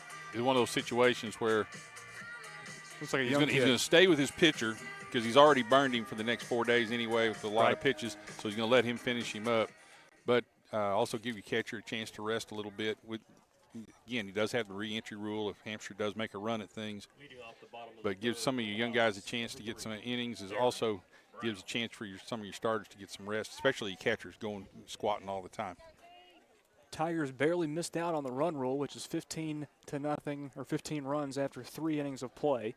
It's 13-0 Tigers over Hawks here in the bottom of the 3rd. Theron Brown starting things off high, pop fly into left field. Nobody called for it, but Carden Bell comes under and finally calls for that ball in left field and makes the grab for out number 1. See him get the ball up in the zone a little bit, pops it up. In that, what we call that no man's land between the outfielder and the infielder. The outfielder's supposed to take over the play right there and does to make the out.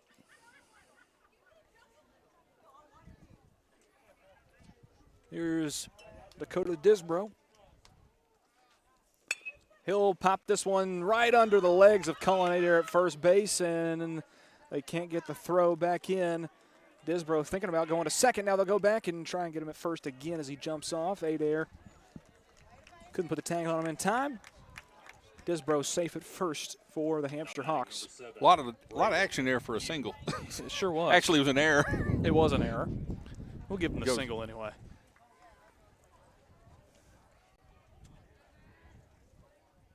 Here's Braden Pugh. Played third base for most of the day. Dakota Disbro going to second. Throw is going to be not in time as he makes it over to second base in time.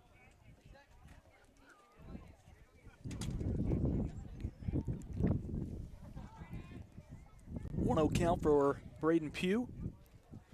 It is substantially cooled off. Swing and a miss right there from Pugh. 1-1 count. And it feels great out here. Yeah. If the rain holds off, it's a pretty perfect night for baseball, in my opinion. If you're not a pitcher. That ball is going to be moving a little bit. It's a little breezy. Swing and a miss. Actually looked like that one tipped off just a little bit. Still strike. 1-2 count for Pugh. Oh, when I pitched, I like the wind in my face a lot of times because, again, it'd make my ball move a little bit more. You just got to make adjustments knowing that it's going to move more. You got to figure out the trick is figuring out how it's going to move, and then you can adjust your aiming points to take advantage of a wind like this. Low pitch right there from Garner. 2-2 count for Braden Pugh. 1 on for Hampshire as they trail 13-0 at the bottom of the third inning. Low pitch right off. Play at third base is off the head of Disbro. Thank God for helmets. Yep. That would have hurt if helmets weren't a thing. Went right off the side of his head. One of those plays where the ball bounced right back to the catcher again off this hard brick wall. Makes a pretty good throw. It's just that the timing of it, the runner, the ball, and the fielder all got there at the same time. Went off the top of the helmet. Pitch from Garner is going to be a dribbler to Smith, and it went under him on a bad hop. Disbro will score the first run of the day for the Hawks. 13-1 Tigers lead. Don't know if we're going to get to see the whole play here. RBI single. Get that ground ball, forces the situation, really just comes up early on it. And Hampshire gets on the board. Here's Cam Nicholson, still 1 away, bottom of the third inning.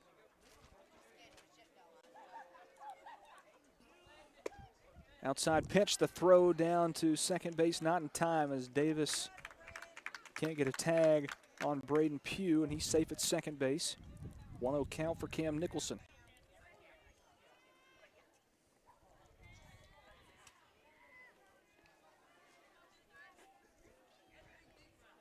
This one is cut on and sent into center field.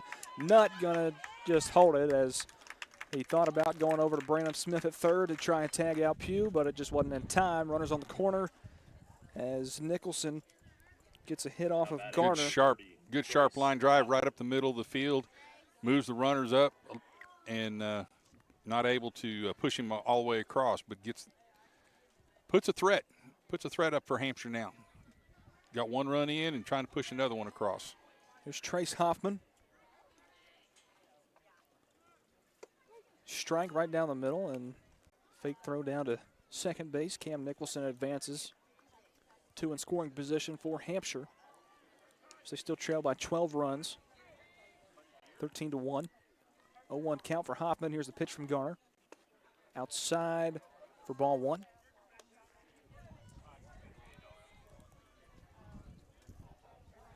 One and one count for Hoffman.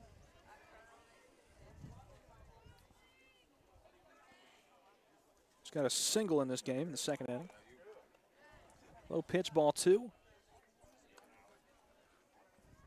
2-1 count for Trace Hoffman. Nicholson on second. Braden Pugh still on third base. 2-1 pitch from Garner. Low, bounces off the wall. Pugh thought about coming down. Probably that time would have been able to make it in, but saw that big hop off the wall. Just couldn't tell what angle. Go. Yep.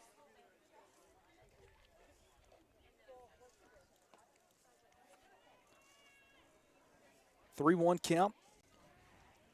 Hoffman trying to load the bases here. Or score some runs for the Hawks. This one is on the outside corner for strike two. Full count for Trace.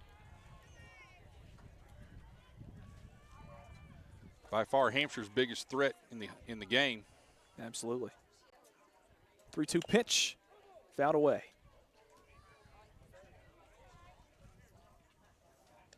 see if they can take advantage of it and get themselves back into this thing a little bit. Still one away, bottom of the third inning. Hampshire finally on the board here in the bottom of the three. 3-2 pitch, high to Trace Hoffman, and bases now loaded for the Hawks as looks like we might get a pitching change here.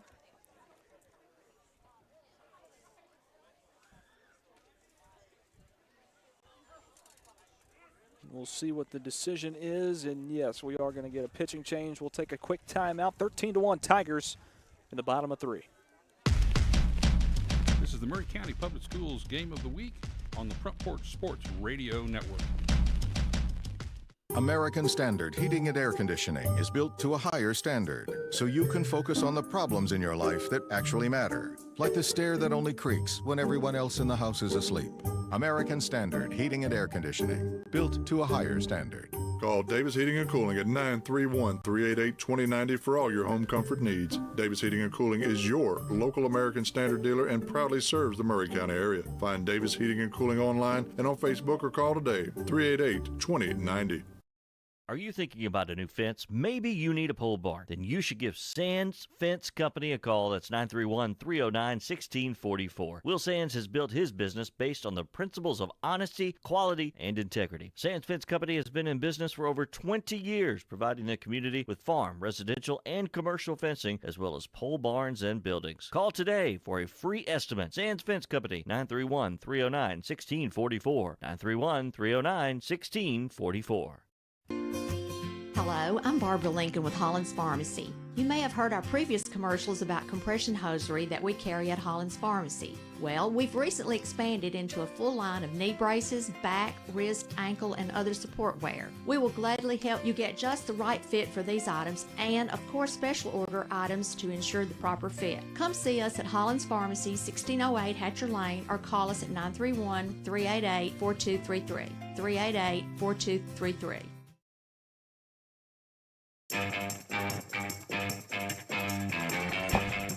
Welcome back into Culleoka Unit School.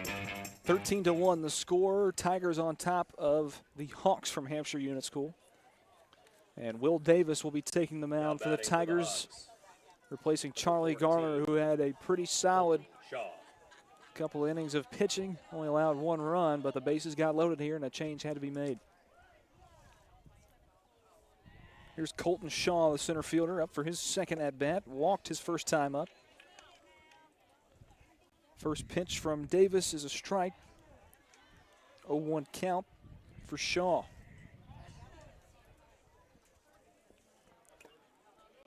Fouled away this time. 0-2 count for Colton Shaw, excuse me. One away, bottom of the third inning. Bases loaded for Hampshire. Pitch from Davis. Had a little bit of movement on that one, but it came in low. Ball 1-1-2. Yeah, Shaw saw it coming inside and tried to brace himself to take it, and it broke away from him. 1-2 pitch from Davis. It's put into play. It'll be scooped up. No, it's bobbled by Lovett, and he can't go anywhere with it. Second Safe run everywhere. scores. Pugh comes in and scores. 13-2, Tigers on top now. As Colton Shaw gets a single out of that trip. Here's Blake Marisette. Shortstop just tries to make the throw too quick, bobbles it, and ends up everybody being safe. First pitch to Marisette, right to Branham Smith. They'll go out and get the out at home. The force now trying to go to first base, and they call him safe at first. Wow, that was close. That was very, very close at first base. They get the out at home. Smith did the right thing. Yeah. No runs scored, now 2 away, but Marisette safe at first. Now batting number 2, Mason Sykes. Said he pulled his foot on the throw. Base is still loaded. Here's Mason Sykes, left fielder. Outside, ball 1 for Sykes. Base is still loaded, 2 away. Still bottom of the third inning. Pitch from Davis, fouled away into the back net.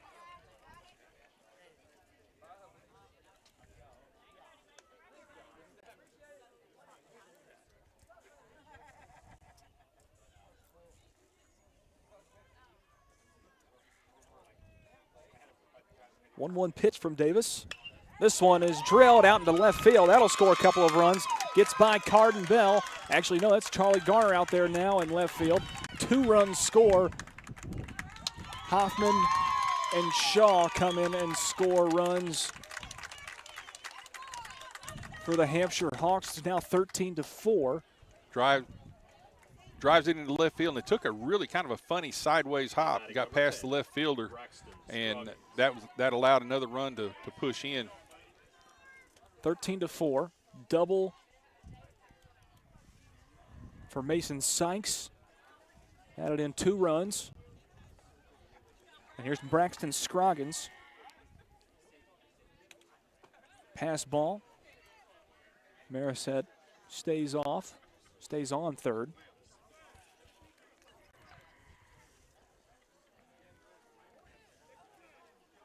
I'm having to get used to the longer base pass. Softball, that would have been a much shorter and a much quicker game. Yes. In the infield. 1-0 pitch to Scroggins. Outside, gets by.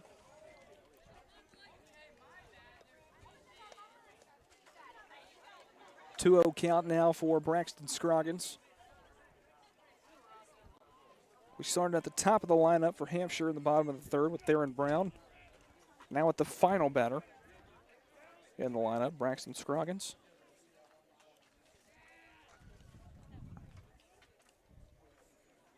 2-0 pitch from Davis. Fouled away. Kind of chased one there. They did. A little lumberjack chop.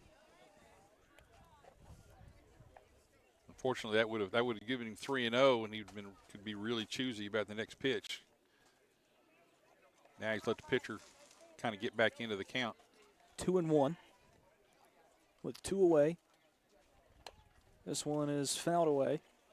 Now 2-2 for Scroggins.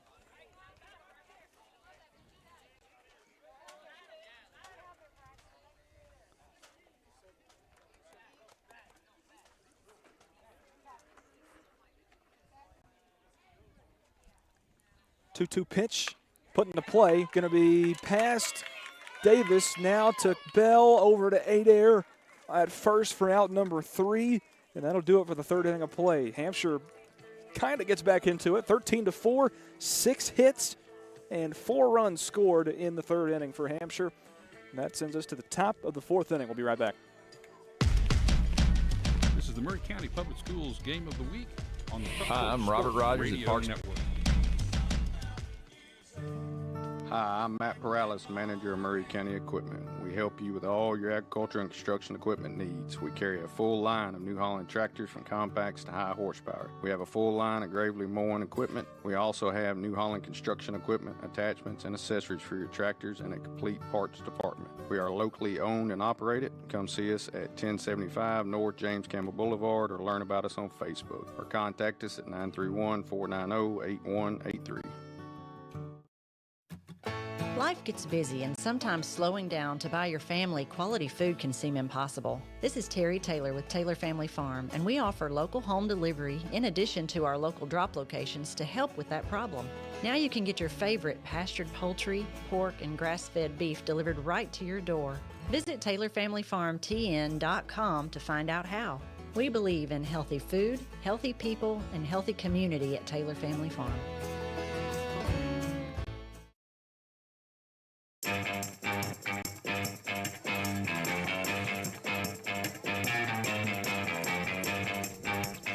Welcome back in to the Maury County Public Schools Game of the Week. Lewis Maddox, Mike Lyle on the call for WKRM 103.7 FM.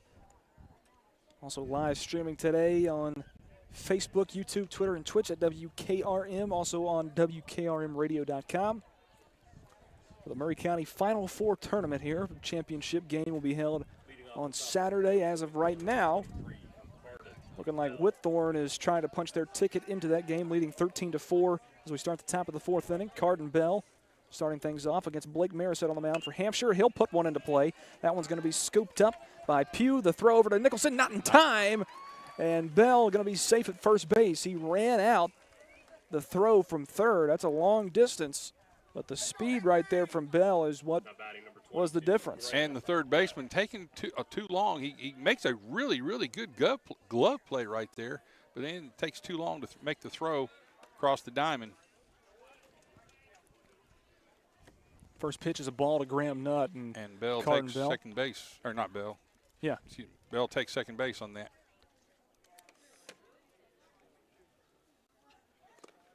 In the dirt for pitch 2. 2-0 count for Graham Nutt.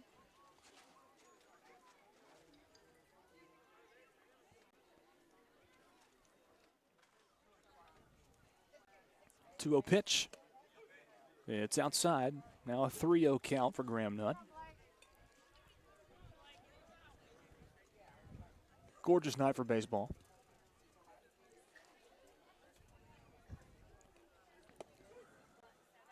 That pitch from Marisette just caught the bottom half of that strike zone for strike number 1. A 3-1 count now for Graham Nutt. No outs, top of the 4th inning. 1 on. Gets a walk. He's had an interesting day so far.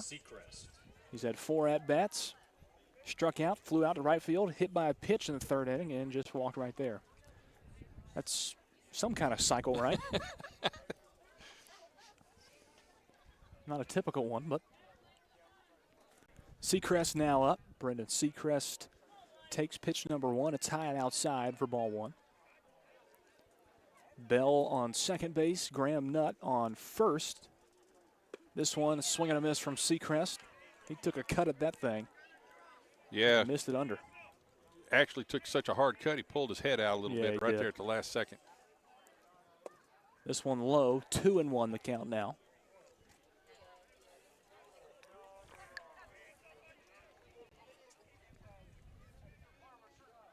This one is driven into the gap in left center field, under it and making the grab.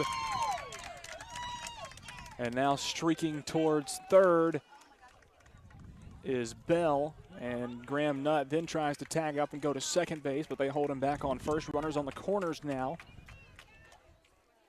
for the Tigers. Get that again, this big, deep field here. That would have been gone. That would have been gone in most middle school fields, but this being such a big field ends up being a long out. Does move some runners forward, though. It does. Got Carden Bell into really good scoring position. There goes Nutt to second base. Now 2 in scoring position for the Tigers. 1 away. Top of the 4th inning.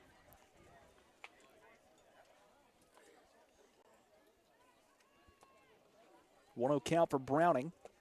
This pitch outside corner for strike 1. 1-1 count.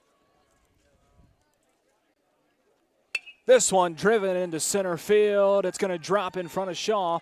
Coming in and scoring is Carden Bell. Extends the lead back out to 10. And now 4 for 4 on the day is Colby Browning. Now batting number 24, Brandon. That's his 4th single of the day and his 6th RBI. What a day for Colby Browning. Out for Smith. Pitch from Marisette. This one's driven out into left field, under it, and it's over the head of the left fielder. Graham Nutt going to come in to score. They're still chasing it to the wall. Here comes Colby Browning. He'll score. And now Brandon Smith going to third base, and he's not going to be in time. They'll tag him out at third for out number 2. Try to get a triple out of it, but he scores 2 runs in the process. Big hit for Brandon Smith going all the way back. 1 hopper to the fence. And it's now 16-4 Tigers. Yeah, unfortunately, most of that play was outside the frame of our camera. But again, big, strong hit. Got deep over the left fielder's head and able just to clear everybody out. Here's Ethan Lovett with 2 away in the top of the 4th. Lovett takes pitch 1, floats outside for ball 1.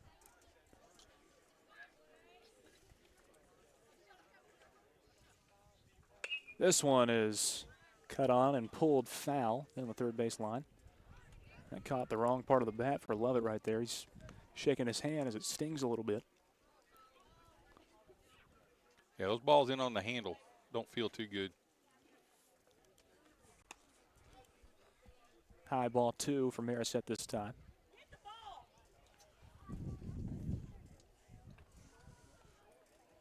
Two 2-1 count for Ethan Lovett.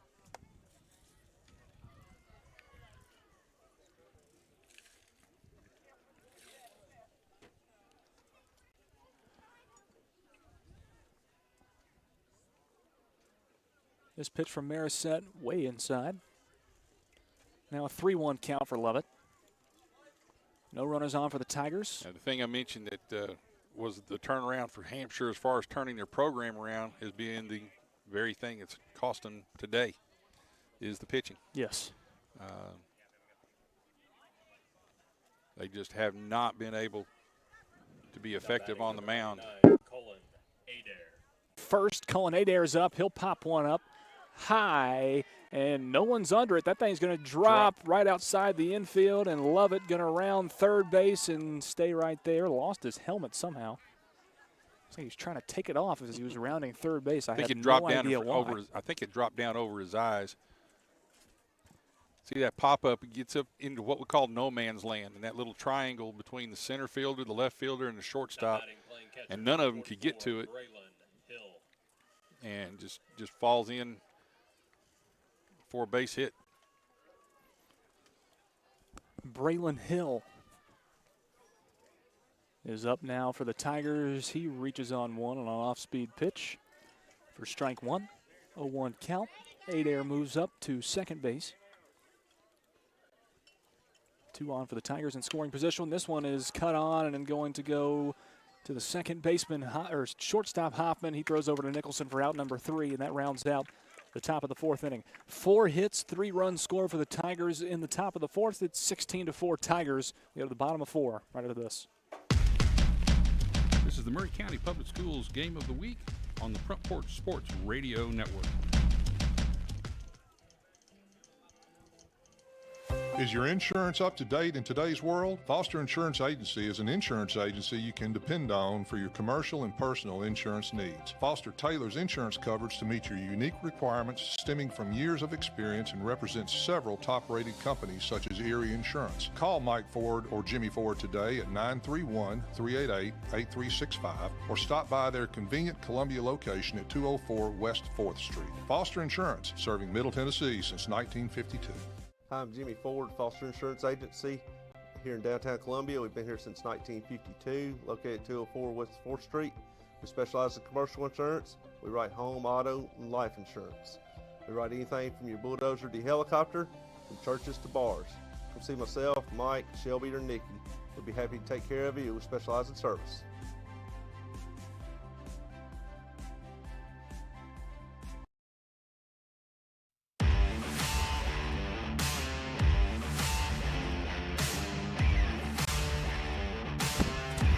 Back into Culleoka Unit School. Lewis Maddox, Mike Lyle on WKRM 103.7 FM. The Murray County Final Four. Tigers on top 16-4 over the Hampshire Hawks as we enter the bottom of the 4th inning. We're back around to the top of the lineup for Hampshire. Yeah, the big thing that's happening tonight is that Whitthorne has been able to take advantage of their runners on the bases, and Hampshire has not been able to. And they're hitting it all over the field hard. When they hit it hard. They're getting over the fielders' heads. Even as deep as Hampshire outfielders are playing, they're getting it over their heads. Though, as we've mentioned, on a field this size, those would normally be home runs. We'd probably have about another 4 runs up there. And you can see the difference in the score sheet. 4 hits in the 2nd, 3rd, and 4th inning, 4 hits apiece in those innings for the Tigers with 5 runs, 7 runs, and 3 runs scored. Hampshire just had their best inning in the 3rd. They had 6 hits but only scored 4 runs. So that's been the difference tonight. First pitch to from Davis to Theron Brown, top of the lineup. For Hampshire, he fouls that one away down the first base line for strike number 1.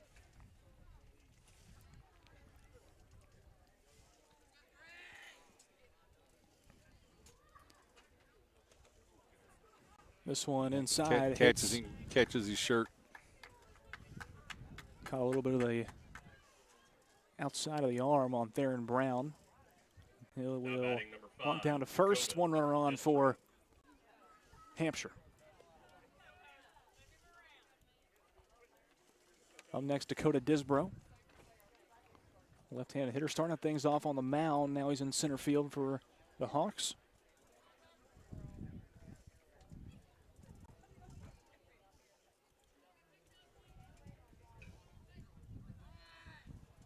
Davis staring down and throws over to first base. Checks Theron Brown, who gets back in time on the slide.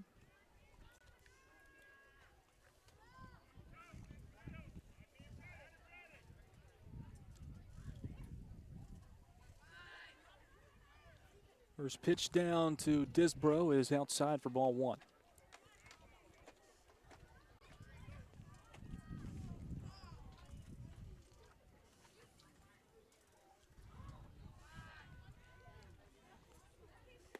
This pitch from Davis is... Good backdoor curve right there. Yeah, it was a good pitch right there. Strike one on Disbro.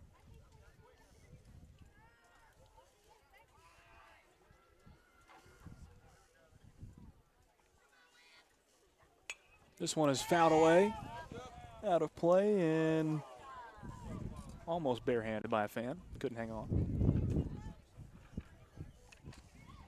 I can tell you by experience, that's a tougher catch than it looks. It is. Yeah.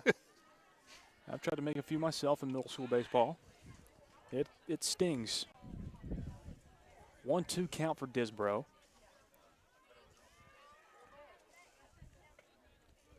Theron Brown still on first, no outs, bottom of the fourth.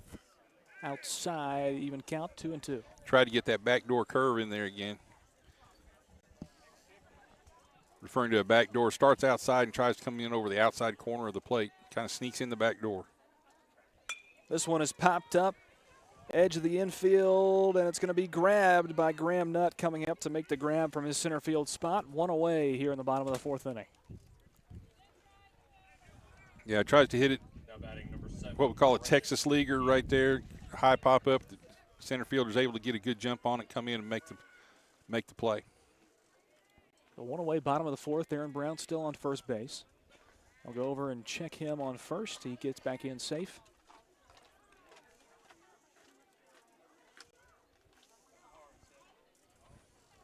Braden Pugh up now for Hampshire. First pitch to him is called strike one, gets the outside corner.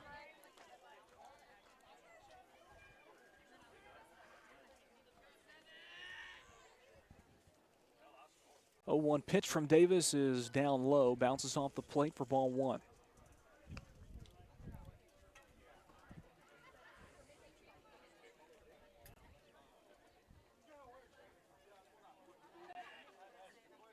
Davis going home with it, outside and low, ball two. Those of us used to watching the college game and the pro game, wondering a little bit about why the pitchers are struggling so much. A lot of these pitchers, this is only their first or second year to throw at 60 feet. It's a big jump up. High and inside, now 3-1 count for Braden Pugh. Most of your younger leagues throw at about, anywhere from 47 to 50 to 55 feet. And that extra 5 to 10 feet makes a lot of difference on that 17-inch plate. There's a good pitch from Davis. Now a full count on the outside corner. 3-2 for Braden Pugh. One away, bottom of the fourth inning. Pitch from Davis, popped up high in the air, in the infield. Under it is Carden Bell at second base, makes the grab for out number two.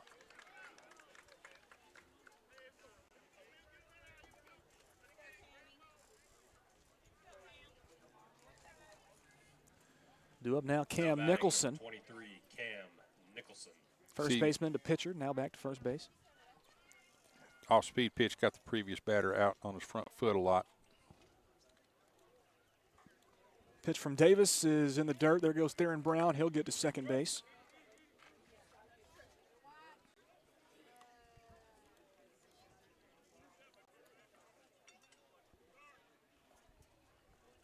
Brown the only runner on for Hampshire.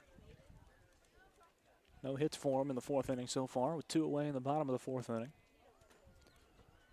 1-0 pitch to Nicholson is strike number 1 on the outside corner. 1-1 count now. Umpire's getting longer and longer calling that strike. I don't blame him. This one bounces over the head of the catcher. Theron Brown going to advance to third base.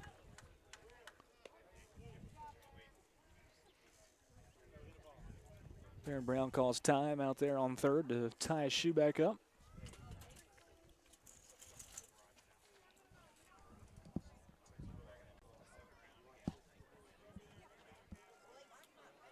Nicholson with a 2-1 count. This one is going to be cut on and sent up the middle, scooped up and bobbled by Ethan Lovett. Can't make the grab from a shortstop spot. Run comes in and scores for Hampshire, an RBI single for Cam Nicholson. So you can drive it right back up through the box. Shortstop gets over there in plenty of time to make the play. Again, kind of takes his eyes off of it the last second and allows the ball to get away from him. First pitch to Trace Hoffman is inside. There goes Cam Nicholson. He'll take off to second and be safe.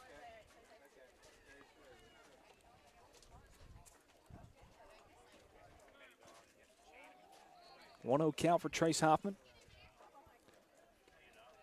And we're going to come in and meet with Will Davis here. He's pitched pretty well. Probably just going to talk him up a little bit, keep him out there. Yeah, a lot of times what you're trying to do, you notice a pitcher's struggling a little bit, or he shows a little mannerism that he's starting to have some doubts. All you're trying to do is break up the rhythm just a little, let him kind of reset himself. In computer parlances, you hit the reset button and give him a chance to kind of rethink things. Hopefully he'll find the zone again. It's 1-0 count for Trace Hoffman, 1 on for Hampshire. Cam Nicholson is Theron Brown. Just a second ago came in from third and scored the first run of the inning for the Hawks. Here's the pitch from Davis. Goes outside for ball number 2.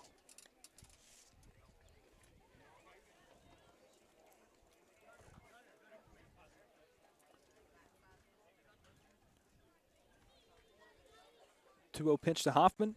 Hits him. Got him right on the side, and Hoffman will trot down to first.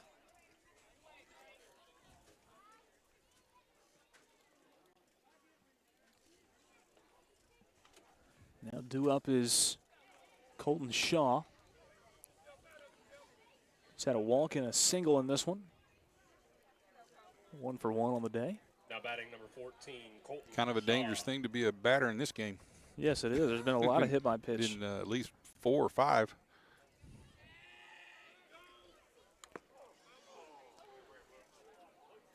That one went right off the chest of the umpire. It's still a strike, though. Again, that's like the mask. At the shot, you'll take your breath a little bit. And we heard it. He kind of let out a little noise there. Little grunt right there. But again, the quality of the equipment they're using nowadays. Colton Shaw, 1 pitch. This one fouled away again. Swing and a miss. 0-2 count. 2 on for the Hawks. 2 away, bottom of the 4th inning.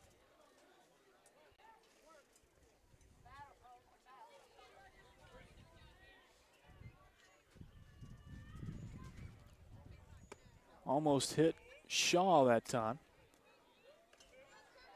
1-2 count.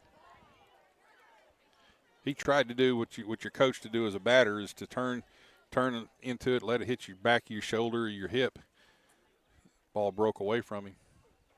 Swing and a miss on strike number 3, and that will round out the 4th inning of play. 1 hit, 1 run for the Hawks in the bottom of the 4th. They still trail by 11, 16-5 as we head to the top of 5. This is the Maury County Public Schools Game of the Week on the Front Porch Sports Radio Network. Hey, this is Trip Stoltz, owner of Columbia Ace Hardware. Spring is here, and we are excited to announce that we have completely remodeled our store.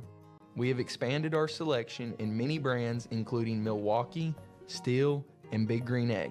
We have new inventory arriving daily, so come see the changes for yourself at 112 East James Campbell Boulevard, Columbia, Tennessee. Ace is the place with the helpful hardware, folks.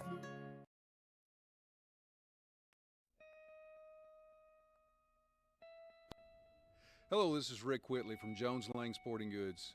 Glad to have you with us today, and we're proud to be a sponsor of local athletics in Murray County and the surrounding areas.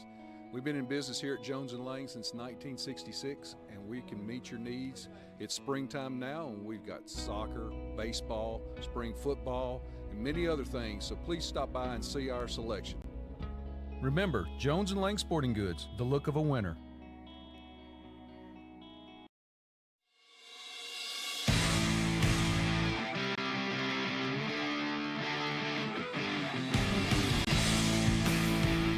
Back into Culleoka Unit School.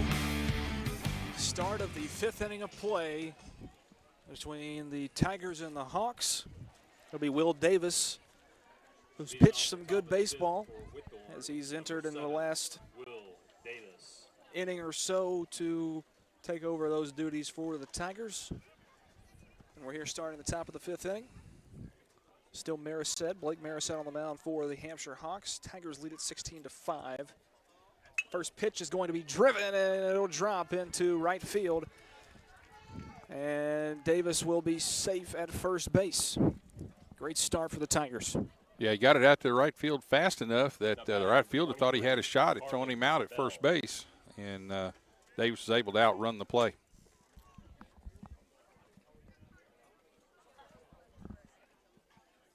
Here's Carden Bell. That pitch in the dirt for ball 1 from Marisette.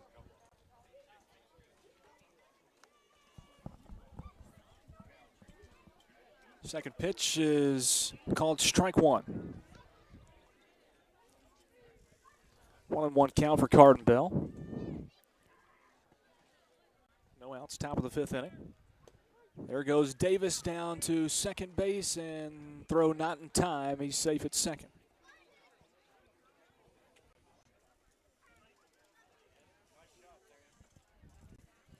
One and 2 count for Carden Bell. Pitch from Marisette, driven and sent into left field. Pugh had a chance at it, but couldn't get over there. Davis gets around to third. Carden Bell now safe at first. Now batting number 22, Graham Nutt. So the Tigers starting things out hot on the bats. 2 hits to start things off. And we're back around to Graham Nutt. First pitch to him is high for ball 1. Pitch gets away. Here comes Will Davis, and Davis will score. That's just an error. Going back to the pitcher, gets over his head. Yeah, actually threw it under him there, and you had your outfielders kind of, again, feeling down a little bit with the score and stuff, weren't paying attention, and the ball got behind him. This pitch low. Carden Bell also advances to second base.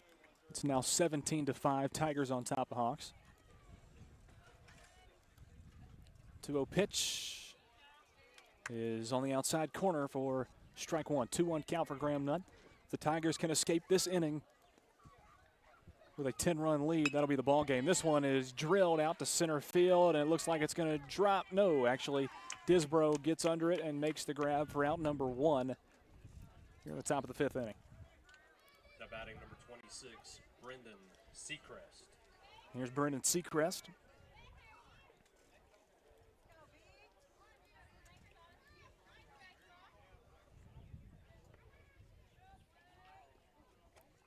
First pitch to Seacrest is high for ball 1.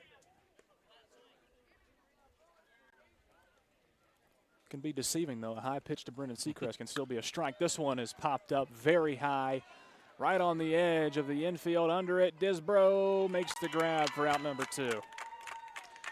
That time he saw the ball go up as high as it did. We'll see if we get that pitch. Browning. Pops it straight up into the center field. Center field has to come a long ways to make that play. First pitch to Browning. He pops it up straight in the air. Under it, Marisette makes the grab for out number 3. And that one ends the very good hitting streak for Colby Browning. Now 4 of 5, 4 singles, and now a fly out in the infield. That'll do it for the top of the 5th inning. 2 hits, 1 run scored for the Tigers. They lead at 17-5 heading into the bottom of 5th. This is the Maury County Public Schools Game of the Week on the Front Porch Sports Radio Network.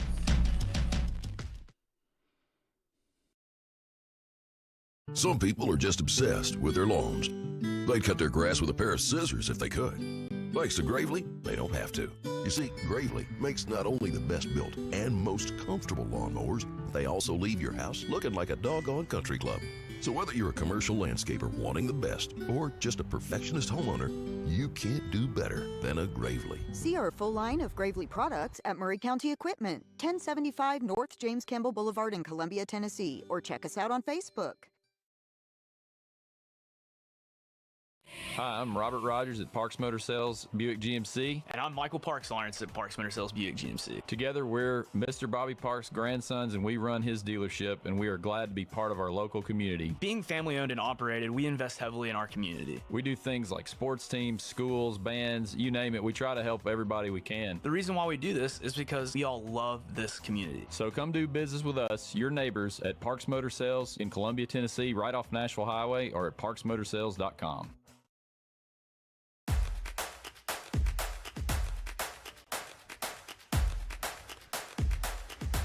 Welcome back into Culleoka Unit School. Tigers 3 outs away from a championship berth at Spring Hill Middle School on Saturday. They lead at 17-5, and the run rule is 10 runs after 5. So if they can hold these guys to 2 runs or less and 3 outs, this one popped up by Blake Marisette right to Ethan Lovett. And he makes the grab for out number 1 here in the bottom of the 5th. Which is exactly the way you want to start it if Absolutely. you're Whitthorne. Couldn't even get through explaining the situation before they get one of those 3 outs.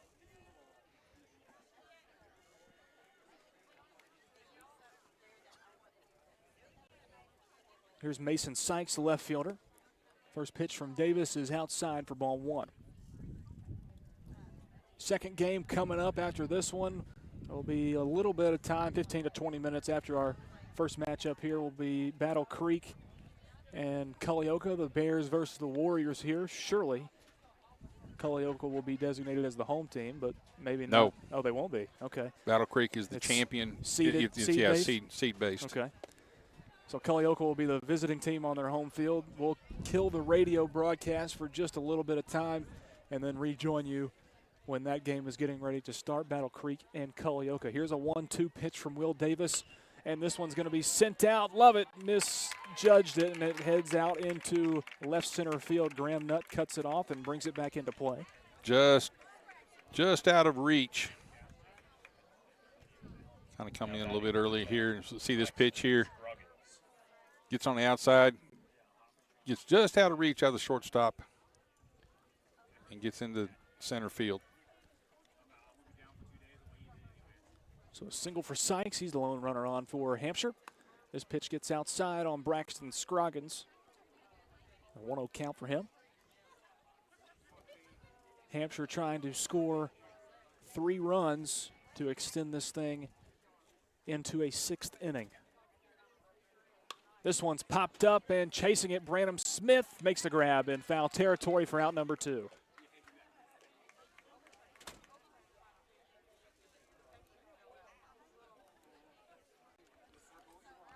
Two away, bottom of the 5th inning.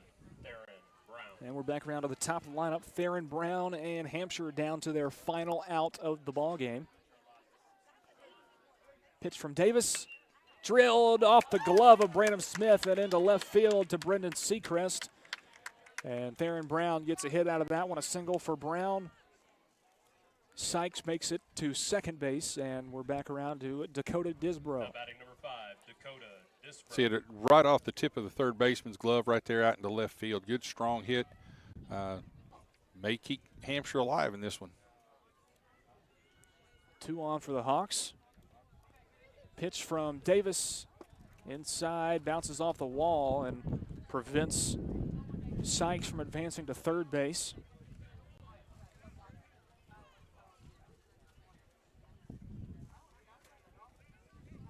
One-0 count for Disbro. Here's the pitch from Davis inside, gets by. There goes Sykes to third, and it was a bad throw to Branham Smith. They had him in time, but it went off of the base down low.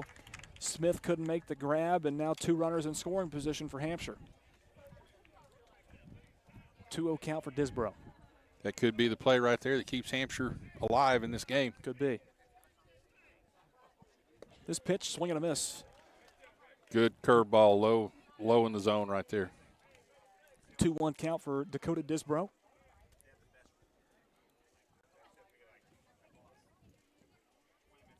Pitch from Davis inside, gets by. I think the catcher thought he had the ball. Sat there for a second and then decided to go back. Kind of had to look, I think he reached for the ball and realized he didn't have it. 3-1 count. This pitch could keep the Tigers on the hook to get out of this thing early, or could load the bases for Hampshire. And it's low and outside, and the bases are loaded for the Hampshire Hawks. With 2 away in the bottom of the 5th inning, they trail by 12 runs. They need 3 to keep the game going. And here's Braden Pugh. First pitch, low and outside. It's got to be a little bit frustrating for the Whitthorne coaches because they're hoping to get out of this game a little bit early, save pitching numbers. Absolutely. For Saturday. Yeah. 1-0 pitch from Davis, down low. 2-0 count. You really don't want this game to be extended into the 7th inning simply because you got to use a lot of pitches up. Right. Here's a 2-0 pitch from Davis. That one's down low, a 3-0 count for Pugh. You definitely don't want to walk in a run here. And then have to think about bringing in another pitcher.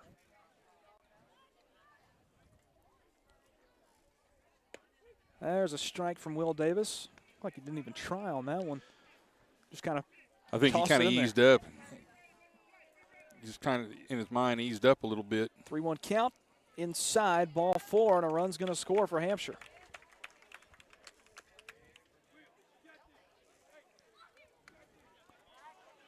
Up next is Cam Nicholson. 17-6 to score. Tigers with only 1 more run to give before this thing goes into 6 innings.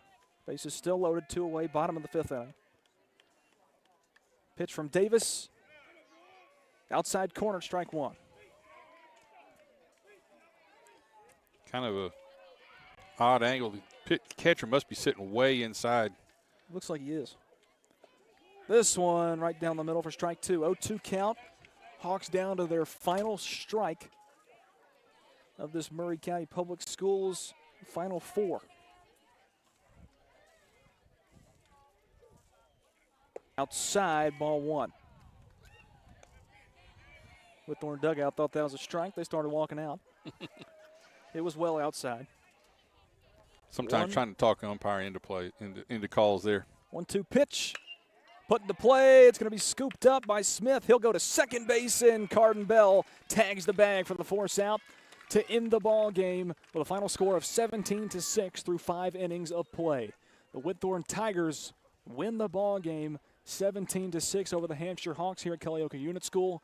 17-6 to advance to the Maury County Final 4 Conference Championship on Saturday at Spring Hill Middle School. What a game. What a game. Yeah, Whitthorne took advantage of every situation they had. Loaded the bases a lot, put the ball in play. Hampshire, unfortunately, kind of was their own worst enemy early on in the game. Had a lot of throwing errors, a lot of fielding errors, and that let Whitthorne get a big jump on them. Had they been able to make those plays in the field, I don't know that it would have been such a wide score. I don't know that Hampshire would have pulled it out, but it would have been a lot closer game. I agree. For the final time, final score 17-6. Tigers get it done over the Hawks. We'll take a quick timeout. Kill the radio broadcast will still be up live on our live stream just with no audio for about 10 to 15 minutes. Then we'll be back on to broadcast Culleoka Warriors facing off against the home team in Culleoka, the Battle Creek Bears. Once again, final score from our first game, 17-6. Tigers get it done over the Hampshire Hawks. This is the Maury County Public Schools Game of the Week on the Front Porch Sports Radio Network.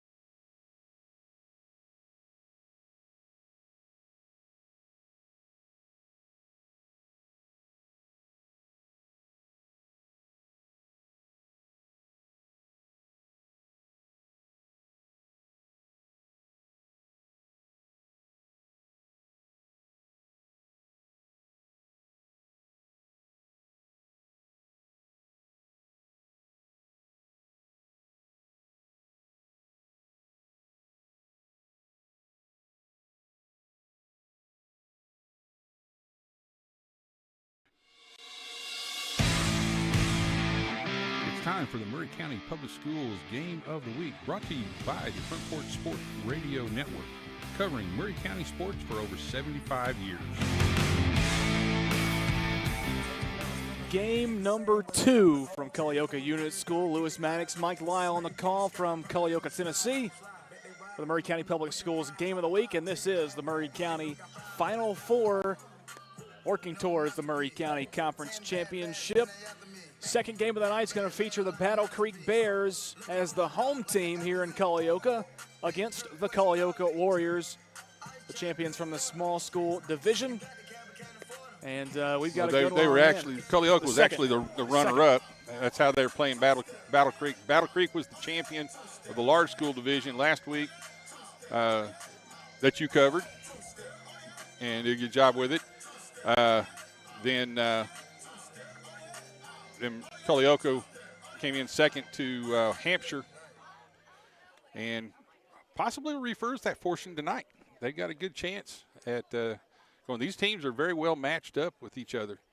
Culleoka's had a strong year. I think they finished second to Hampshire in the regular season as well, and which was why I was a little bit surprised the way Hampshire struggled in the last game that we did. Yeah, they struggled pretty mightily. Their pitching just really kind of let them down. That's usually been their strong point this year. So. Well, we're about to get started here between the Bears and the Warriors. Warriors and Bears, I should say, to be broadcasting correct. Ashton Rubert starting things off for the Warriors at the plate. It's Thomas Peterson on the mound for the Bears. And now, like we mentioned earlier, umpire is behind the pitcher's mound, and that's probably where he'll stay for the majority of the game. Thomas Peterson's first pitch is a strike. Second pitch is right back to Peterson. It comes off of his glove, going to be scooped up by Barber. The throw over to Weber is in time for out number 1 here in the top of the first inning. Now batting the catcher. Yeah, we can see beats it into the ground there. It comes right off the pitcher's glove. Second baseman does a really good job coming up quickly, making a clean throw. Here's Griffin Cameron, second up in the lineup. Just starting out here from Culleoka Unit School. First pitch from Peterson is off the outside corner. Ball 1 to Griffin Cameron. 1-0 count. 1 away here in the top of the first inning. No score. It'll be interesting to see how his strike zone changes with the different perspective. That's true, because that would look close. This one's called high for ball 2. And he's a little bit more off to the side than most of the umpires that I see. Usually they're planted in right behind that pitcher to get that straight on view. Swing and a miss this time from Cameron. Now a 2-1 count.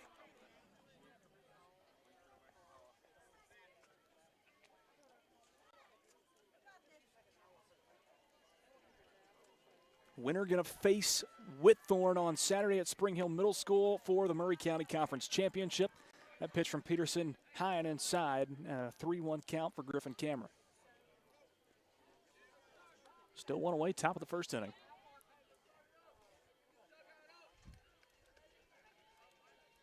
The wind and the pitch from Peterson, right down the middle for strike 2, and a full count now for Griffin Cameron.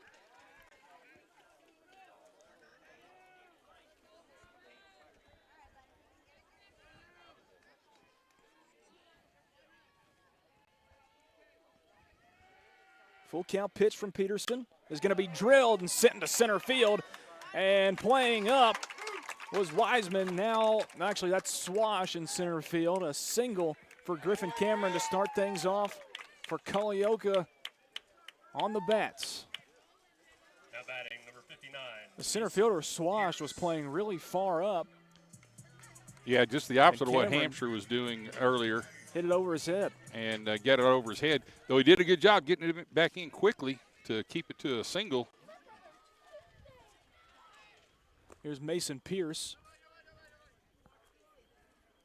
That pitch goes low, ball 1.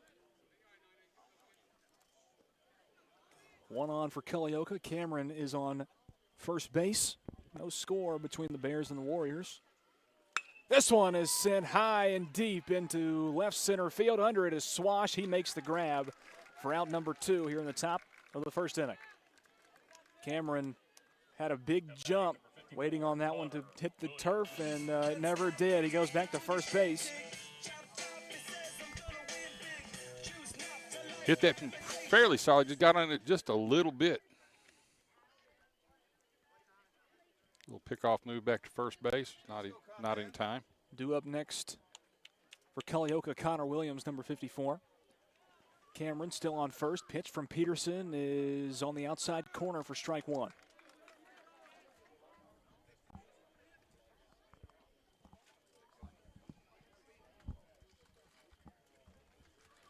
A 1 pitch. It was low. Williams took a shot at it. Fouled it away behind him. Now an 0-2 count.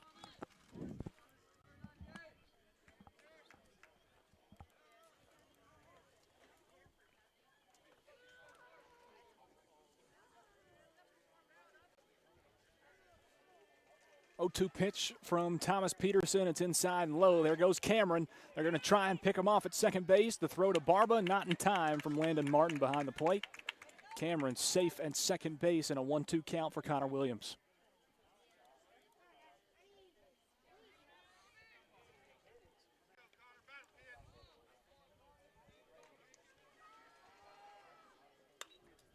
This one fouled away by Williams, out of play. Will remain with a 1-2 count. Cameron, only runner on, second base. They'll go and try and pick him off over the head of Barba. Gets out into center field. Swash will scoop it up, though. And hold Cameron on second base. They seem to be pretty aware that Cameron can move. He can. We know that he from can scoot. We know that from Little League. He could fly around the bases at Columbia American. Pitch from Peterson. This one's popped up high infield. Peterson's under it. Now Barba going to get under it, make the grab for out number 3 here in the top of the first inning. 1 hit, no runs scored for the Warriors in their first at bat. We head to the bottom of 1 with no score right after this. This is the Murray County Public Schools Game of the Week on the Front Porch Sports Radio Network. Hi, I'm Robert Rogers at Parks Motor Sales Buick GMC. And I'm Michael Parks Lawrence at Parks Motor Sales Buick GMC. Together, we're Mr. Bobby Parks' grandsons, and we run his dealership, and we are glad to be part of our local community. Being family-owned and operated, we invest heavily in our community. We do things like sports teams, schools, bands, you name it. We try to help everybody we can. The reason why we do this is because we all love this community. So come do business with us, your neighbors, at Parks Motor Sales in Columbia, Tennessee, right off Nashville Highway, or at parksmotorsales.com. Hi, I'm Matt Perales, manager of Murray County Equipment. We help you with all your agriculture and construction equipment needs. We carry a full line of New Holland tractors from compacts to high horsepower. We have a full line of Gravely mowing equipment. We also have New Holland construction equipment, attachments, and accessories for your tractors and a complete parts department. We are locally owned and operated. Come see us at 1075 North James Campbell Boulevard or learn about us on Facebook or contact us at 931-490-8183.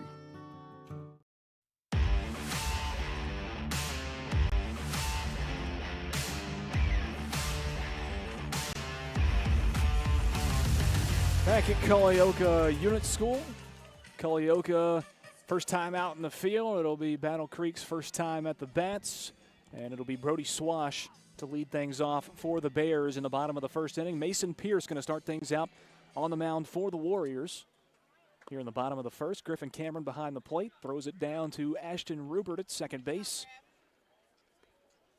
And we're about ready to go here in the bottom of the first inning. It was a quick defensive inning for Battle Creek in the top of the first, and now they're going to try and put some runs on the board. They put up a lot of runs in their matchups last Saturday, 32 in total in 2 games. A 15-0 win, and then a 17-12 win in the large school championship against the Whitthorne Tigers. First pitch from Mason Pierce is outside and high for ball 1. And here's the 1-0. It's popped up by Swash. It's in the field of play. Under it and making the grab is Walker Childs at third base for out number 1. And that's a good way to start things if you're the Culleoka Warriors. Yeah, got him up in the zone a little bit. Didn't get his bat around quite fast enough. Got it off the end of the bat for the easy pop-up. And here's Jackson Wells, had a 2-run home run in the championship game against the Whitthorne Tigers. But that was on a much smaller field than this one.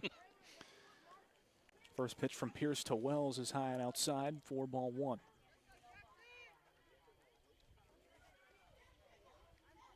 One pitch from Pierce is low for ball 2. 2-0 count for Jackson Wells. No runners on for the Bears, just getting started here in the bottom of the first inning. No score between Warriors and Bears. Here's the 2-0 pitch from Pierce. Called inside for ball 3.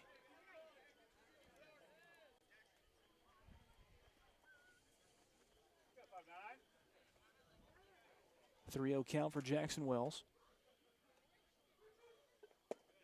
Outside corner, strike 1. Yeah, you can already see a difference in the pattern that the umpire is calling in his different perspective out there. This one is driven on and sent deep into left field, and it'll drop fair. Running back there to try and grab it, the left fielder. It's going to be at least a double. Wells rounding 2, and he'll stop right there. As it gets in, and now it gets in over the head of the shortstop for Culleoka. Childs finally comes in and scoops it up, but that's a triple to start things off on this big field for Jackson Wells. Got it up in the air, up in the wind. It just kept on sailing, got past the left fielder. And then when he made his throw in, he overthrew his cutoff man, and that allowed him to get to third base. Here's the third baseman, Landon Wiseman. Pitch is high and inside from Pierce for ball 1.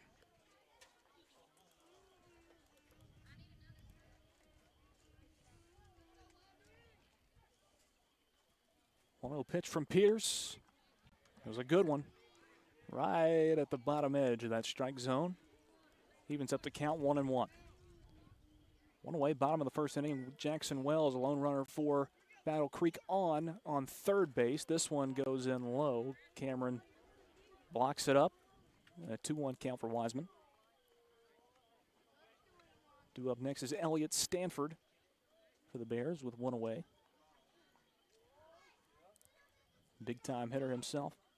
Pitch to Wiseman inside by Pierce. Now a 3-1 count. 3 balls in a row after that first pitch strike. Just say, as good as the start was for that pop-up, Battle Creek has put the threat together. This one is driven out into center field. It's going to be right to the center fielder for Culleoka. Now they'll get it in. Wells trying to tag up, but a great throw back into the field of play on the infield. And another base running error right there in that. That's a deep fly ball. He should be able to tag up and score on that, but he was halfway up the line, was not paying attention, and allows them to get the throw in time. So now 2 away. Stanford going to pop one out, and that one looks like it's going to drop, and it will in right center field. Jackson Wells comes in and scores. Elliott Stanford with a perfectly placed fly ball out into right center field for an RBI single. 1-0 Battle Creek over Culleoka.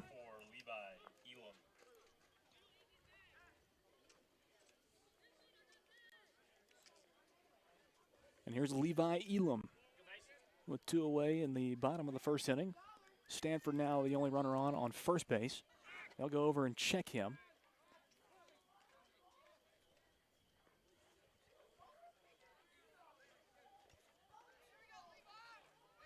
Ethan Sisk over there on first base, holding on Stanford.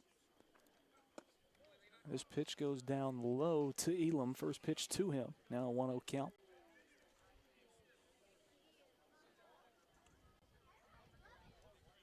Stanford hops off of first base.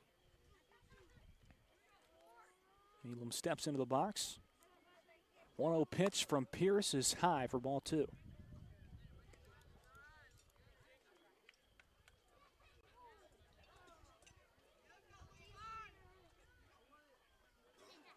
2-0 count, 2 away, bottom of the first inning. There goes Stanford. It's a strike. They'll try and throw him out, and a little bit too late for Ashton Rupert to come back down with it and put the tag on Stanford. He'll be safe at second. It's a 2-1 count for Levi Elam. Elam steps back in with a 2-1 count. Pitch from Pierce, right on the inside for strike 2. Now a 2-2 count for Elam.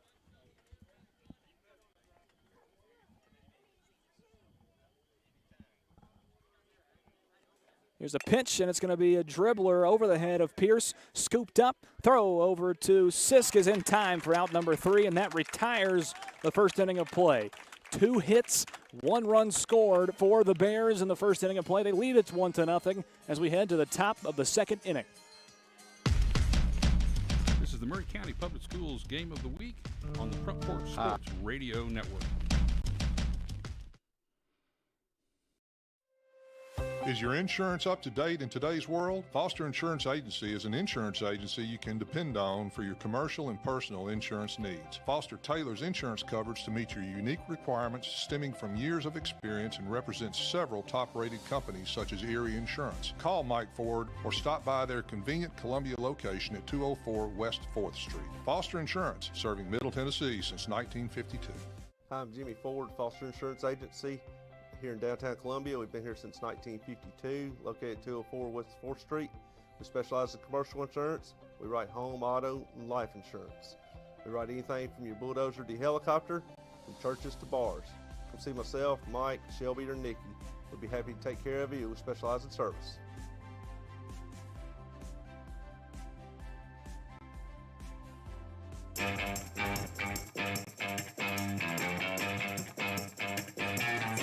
Welcome back into Culleoka Unit School. Lewis Maddox, Mike Lyle on the call from Culleoka, Tennessee. The Maury County Public Schools Game of the Week on 103.7 WKRM. Also live streaming on Facebook, YouTube, Twitter, Twitch, at WKRM. Really, wherever you are, we're probably on it, and we're probably live with video on that platform, also on WKRMradio.com. And we are heading into the top of the second inning. Battle Creek leading it 1-0. As we enter the top of the second, it'll be Luke Luna up to the plate first for the Culleoka Warriors, trying to get something going offensively. Only got through 4 batters in the top of the first inning. We'll see what they can do here against Thomas Peterson. Swing and a miss from Luna on pitch number 1. Going back to the last half inning, this is what we call the little plays in baseball. Had the cutoff throw gotten to the shortstop and kept the runner from third, this would still be a 0-0 game. Outside corner pitch. 0-2 count for Luke Luna. That's why coaches really stress hitting the cutoff man and the relay man coming in from the outfield. Outside pitch, ball 1, a 1-2 count now for Luna. No outs, 1-0 lead for Battle Creek in the top of the second inning. 1-2 pitch, swing and a miss from Luke Luna, and that will be out number 1. Here in the top of the second. Batting number 35, Hudson Williams. Great walk-up song from Hudson Williams. It's almost past his time. That was popular when I was in middle school. Williams fouls this first pitch away for strike 1 over the dumpster behind us. 0-1 count for Hudson Williams. Playing out there in left field.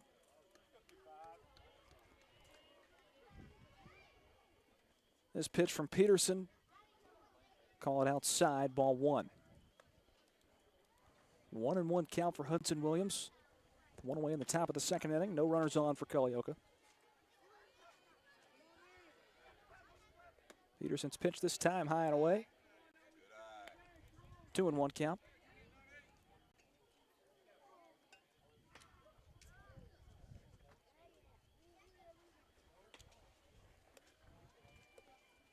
The 2-1 pitch from Peterson is outside. Now a 3-1. Started out strong once again We've seen that a lot so far in this game. And 3 straight balls, now a 3-1 count. 3-1 pitch from Peterson. Popped up, foul territory. Chasing it is Weber. He makes the grab in foul territory. Wow, what nice catch right there. Unfortunately, outside the frame of our camera there, but to get the replay on it, but really ran a long ways, did a sliding stop at the base of the fence to catch the ball. You know, Weber's every bit of, he's close to 6 feet tall. That's a really, really big middle schooler. They're saying he dropped it. Oh? I thought he made the I grab. thought he did too. So on a 3-2 count, they throw one in the dirt, and Hudson Williams will get a walk out of it. Now batting number 2, Ethan Sisk. From our perspective, he caught it. It looked like he caught the baseball. It must have dropped in behind him. I agree with you. I thought he caught it. And another great walk-up song for Ethan Sisk, little Ice Cube in Culleoka, Tennessee. Sisk swing and a miss on pitch 1. nice changeup. Nice changeup right there. Ball down at the knees, dropping out.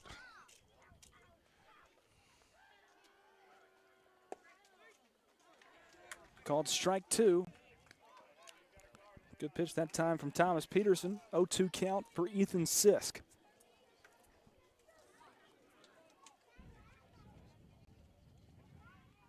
This one's put into play, going to be scooped up by Wells. They'll try and turn 2. Barba, well, on 2. They go over to first, and they get the double play.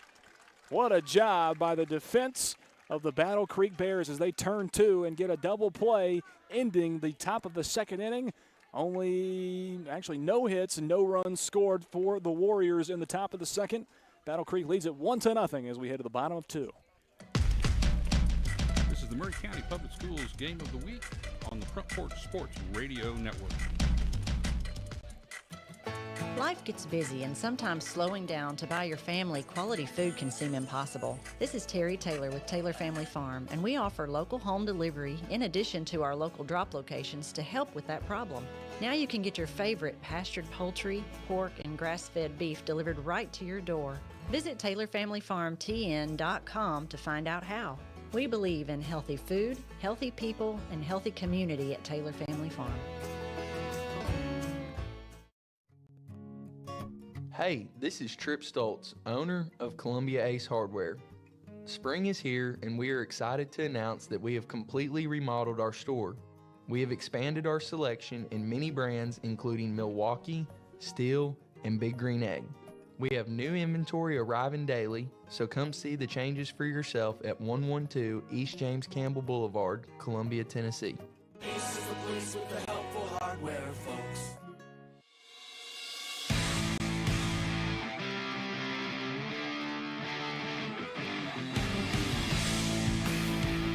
Welcome back into Culleoka Unit School. Lewis Maddox, Mike Lyle on the call. WKRM 103.7 FM. Live streaming on all the socials, WKRM and WKRMradio.com. Landon Martin going to start things out for the Battle Creek Bears. Left-handed catcher in the box for Battle Creek. It's still Mason Pierce on the mound, and he's going to drill one out into right field, and it'll drop. Base hit for Landon Martin as he'll run through first and get a single to start things out for the Battle Creek Bears offensively. Yeah, I got a pitch up in the zone and was able to turn on it, drive it out into right field. And good piece of hitting right there. Here's Mason Mathis for his first at-bat of the evening. One on for the Bears. Here's the pitch from Pierce inside and hit Mathis.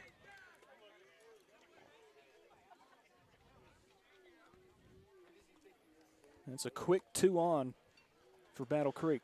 Batting number 3, Ryan Weber. And this is pretty much what Battle Creek does to you. And they just nickel and dime you. But they keep nickel and diming you. And you end up getting a lot of runs while they're doing it. They score a lot. Good pitch that time from Pierce. First pitch to Ryan Weber, the first baseman. For strike 1, 0-1 count for Weber.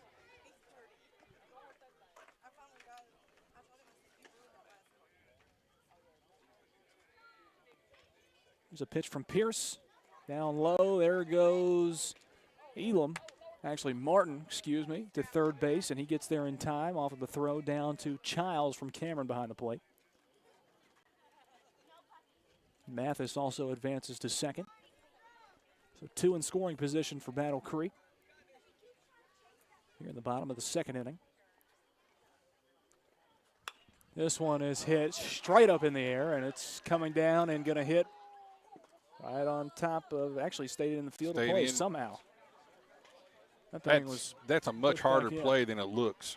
Oh, yeah. For the catcher to come back. He's trying to look back, turn around, makes a full turn pirouette trying to find it, and that ball's spinning in the meantime and coming back at an angle. And then you got to negotiate the fence. So I thought it was coming out of play. There's a lot going on in that play right there. 1-2 count for Ryan Weber. Pitch from Pierce is inside for ball 2. That one was close. Catcher trying to frame that back in. Yeah, he did. No outs. Bottom of the second inning. 2 on for Battle Creek. High, ball 3. Now a full count for Ryan Weber.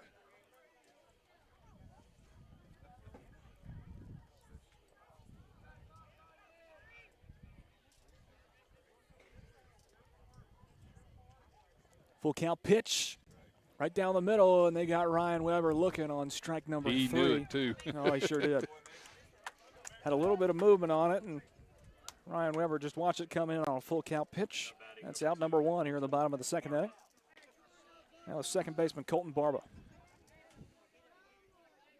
who turned 2 in his last defensive stance. There's a strike from Pierce right there to start things off against Colton Barba, 0-1 count. Yeah, it was a real nice turn there to end the inning on Battle Creek's part. 0-1 pitch is fouled away by Barba. Still just 1 away, bottom of the second.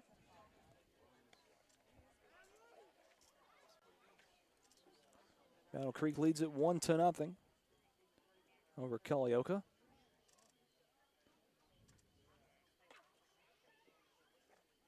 This one is driven on into the gap in center field, but playing it perfectly was the center fielder. Landon Martin going to tag up and go home to score. Now a pickle for Mathis, and a throw was off the mark as he sprinted towards third base. Childs had to come off the bag at third, and Mathis is safe at third base. Yeah, make a good throw here to the cutoff man. He gets him hung up and then makes a bad throw to second base. Again, little things like that, that puts the runner back at, puts another runner up at third, even though they got 2 outs. Instead of keeping him in second. Excuse me. No, you're good. Back around to the top of the lineup for Battle Creek. Brody Swash is back up to the plate, left-handed hitter. Center fielder for the Bears. They lead it 2-0 over Culleoka here in the bottom of the second inning with 2 away. Swash up 2-0 in the count.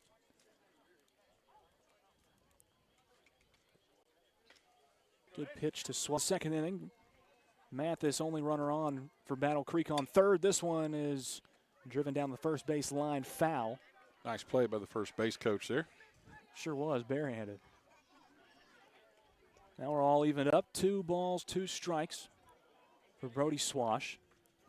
1 runner in prime scoring position.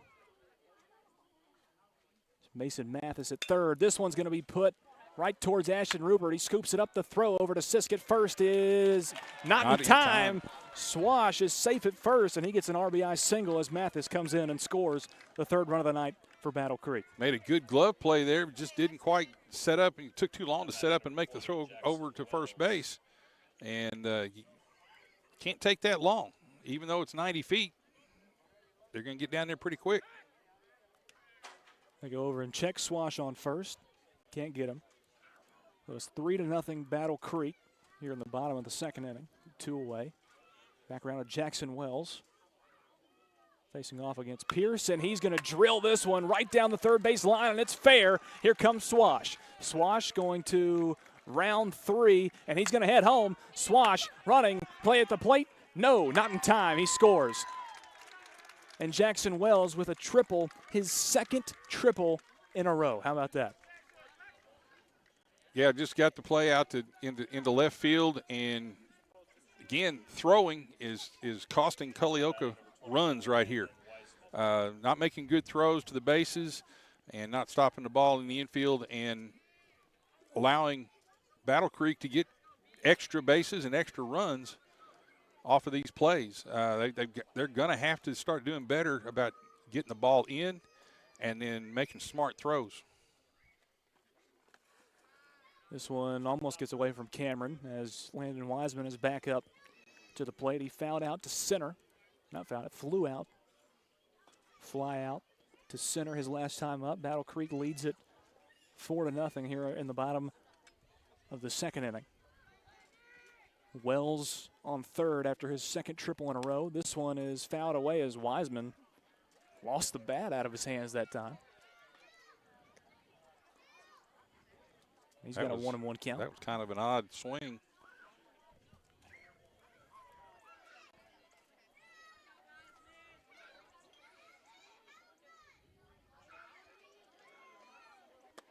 That pitch high and inside. 2-1 count for Wiseman. He kept waiting for that ball to break down like a curveball, and it never did.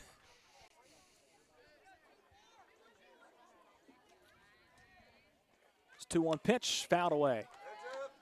Out of play, almost into a separate field behind us.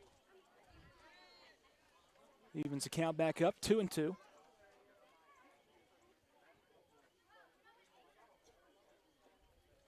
Pitch from Pierce, down low and away. And now a full count for Landon Wiseman.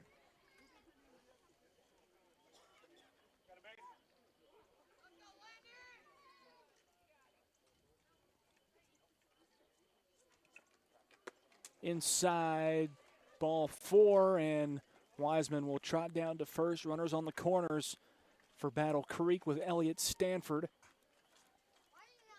Due up next for the Bears. Elliott Stanford had an RBI single his last time up. Again, little things. Pitchers getting behind in the count and stuff and allowing, walking. This one drilled out to deep left center field, backtracking and making the grab was Williams for out number 3, and that'll round out the second inning of play. 3 hits, 3 runs for the Bears in the bottom of the second inning. They lead it 4-0 over Culleoka as we head to the top of 3. This is the Maury County Public Schools Game of the Week on the Front Porch Sports Radio Network. Hey, this is Derek Ransom with 10 Pin Alley, voted #1 family entertainment center in Maury County. We offer 32 bowling lanes, giant arcade, laser tag, bumper cars, and a full cafe and bar menu. We also specialize in group events, kids and adult birthday parties, company parties, sports team parties, and holiday parties. We're located at 322 East James Campbell Boulevard in Columbia. Call us today at 931-381-BOWL or visit us at 10pin.com. 10 Pin Alley, it's where the good times roll. Debbie Matthews, realtor, and her husband Jason, who is a prose songwriter, also own a music publishing company. They live in historic downtown Columbia with their dogs. Dog rescue work is their passion project. They consider Middle Tennessee their backyard, and their lives are full of all things Tennessee. Debbie says there is no greater honor than to help someone find a home. To be trusted with that job, there is no greater privilege. Call Debbie at the Nashville Realty Group, 615-476-3224, 615-476-3224.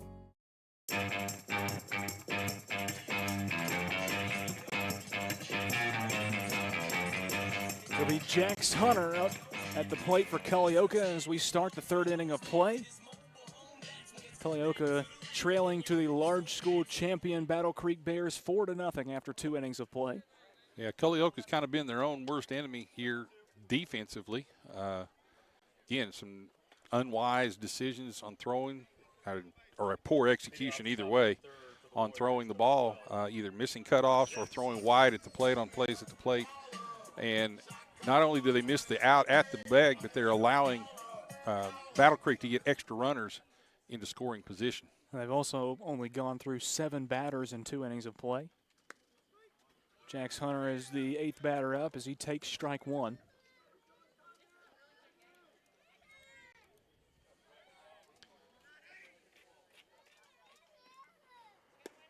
Another good pitch from Peters in that time. 0-2 count for Jax Hunter.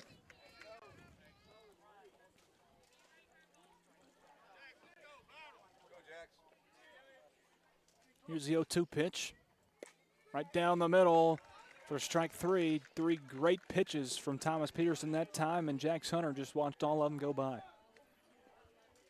batting number 23, Walker Child. When I was coaching, that would be the part that would give me the ulcers. Watching called third strikes go by.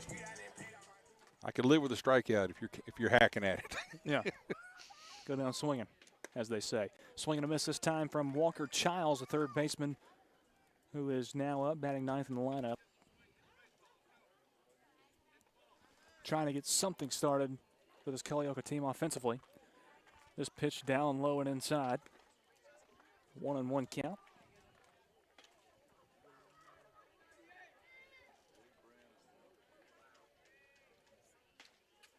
This one is driven on and sent into left field, and it drops fair. Childs going to round first base. He's heading towards second, and he's going to hold up at second base. A double for Walker Childs to get things started for Culleoka offensively. Yeah, gets all of it, turns it, opens his hips, turns on it, gets it deep into left field, into the left field corner, and is able to come in with a stand-up double. And we're going to have a courtesy runner, I believe. Actually, no, I think he just went in and handed off some kind of equipment into the dugout and then ran back out there. Childs still on second. Now we're back around to the top of the lineup. Ashton Rubert, second baseman. This pitch from Peterson lays down a bunt. Nobody over there to cover. Oh, Barba goes back over there to cover first base, and they get the out as they throw over to Colton Barba. Good job by him as Weber came in from first and charged the ball. Barba came over to cover first base, and they got the out at first. But they advance Walker Childs to third base now with 2 away in the top of the third. Playing small ball. Yes. Trying to get a run in. Here's Griffin Cameron. Cameron fouls one away down the first base line.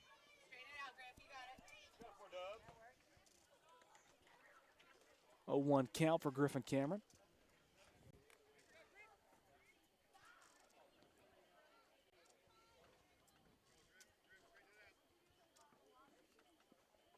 A 1 pitch outside corner for strike 2.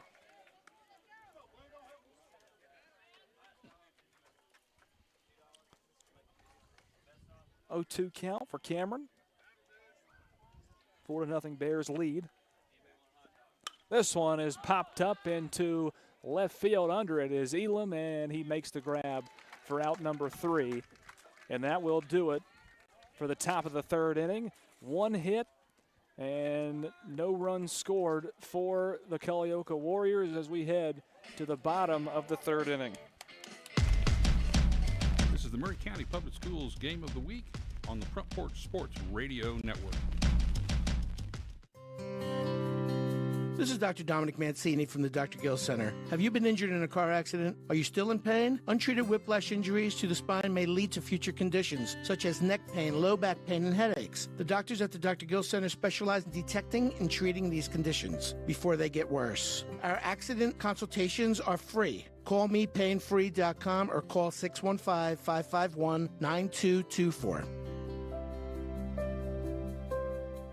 In today's uncertain world, you can never be too careful about your family's financial future. That's why the Parker Group, a part of Baird's Private Wealth Management, is offering a free second opinion on your financial plans. Let us review your current plan, and we will identify any gaps and offer suggestions to improve it. Please call the Parker Group at 931-548-3737. That's 931-548-3737. Robert W. Baird and Company Incorporated does not offer tax or legal advice.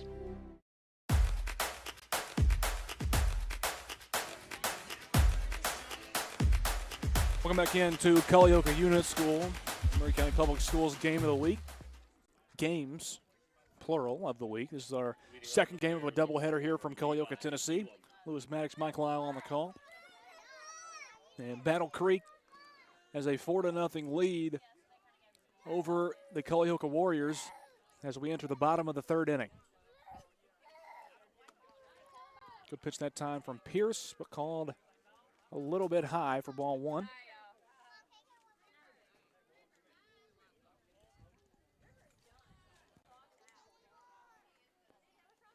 Second pitch from Pierce is down low for ball two.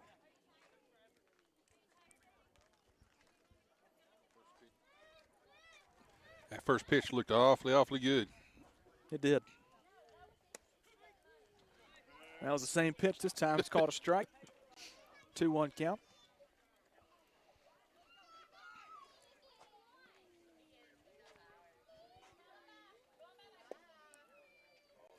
This one called low. 3-1 count. That one also looked pretty good. High ball four, and Elam will take a walk. Now batting number 1, Landon Martin. So one on for Battle Creek. Elam's on first, and see if he can't get a ground ball here. here's Landon Martin. Got a single his last time up. This one goes way inside. 1-0 count for Martin.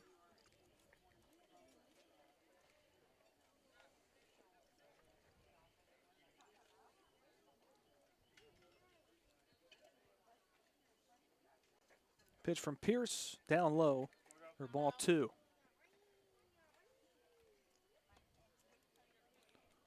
Two-0 count for Landon Martin. No outs, bottom of the third inning.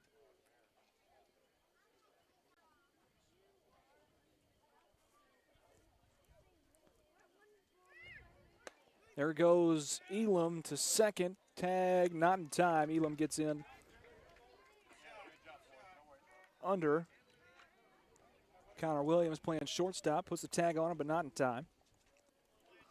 It's a 2-1 count for Landon Martin.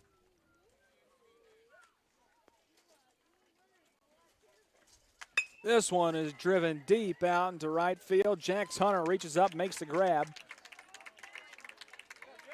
for out number 1 in the bottom of the third. Good catch out there in right field.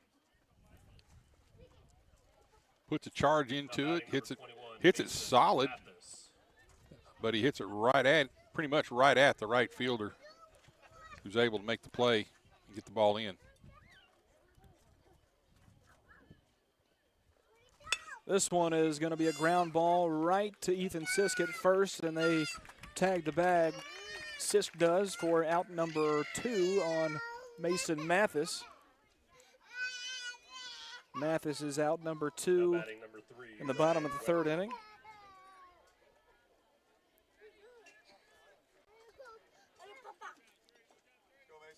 A little bit better pitching efficiency in this inning. Here's Weber. He pops this one straight up in the air. Cameron is trying to get over to it, and he catches makes a good it play off of the net. What a play by Griffin Cameron to round out the third inning of play. That was the best defensive inning so far by the Culleoka Warriors. No hits, no runs for the Bears in the bottom of 3 as we head to the top of 4. This is the Maury County Public Schools Game of the Week on the Front Porch Sports Radio Network. Life gets busy, and sometimes slowing down to buy your family quality food can seem impossible. This is Terry Taylor with Taylor Family Farm, and we offer local home delivery in addition to our local drop locations to help with that problem. Now you can get your favorite pastured poultry, pork, and grass-fed beef delivered right to your door. Visit TaylorFamilyFarmTN.com to find out how. We believe in healthy food, healthy people, and healthy community at Taylor Family Farm. Hey, this is Trip Stoltz, owner of Columbia Ace Hardware. Spring is here, and we are excited to announce that we have completely remodeled our store. We have expanded our selection in many brands including Milwaukee, Steel, and Big Green Egg. We have new inventory arriving daily, so come see the changes for yourself at 112 East James Campbell Boulevard, Columbia, Tennessee. Ace is the always with the helpful hardware, folks. Some people are just obsessed with their lawns. They'd cut their grass with a pair of scissors if they could. Thanks to Gravely, they don't have to. You see, Gravely makes not only the best built and most comfortable lawnmowers, they also leave your house looking like a doggone country club. So whether you're a commercial landscaper wanting the best or just a perfectionist homeowner, you can't do better than a Gravely. See our full line of Gravely products at Murray County Equipment, 1075 North James Campbell Boulevard in Columbia, Tennessee, or check us out on Facebook.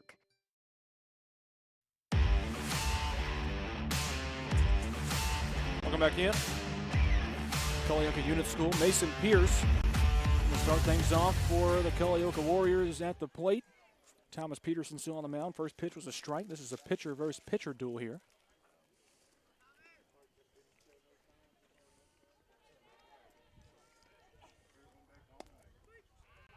Another good pitch that time from Peterson.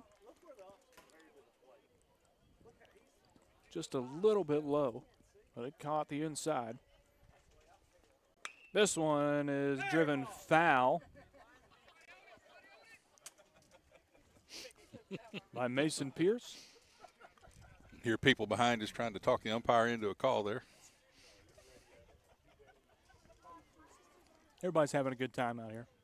This one is driven once again foul down the third base line. 0-2 count for Mason Pierce.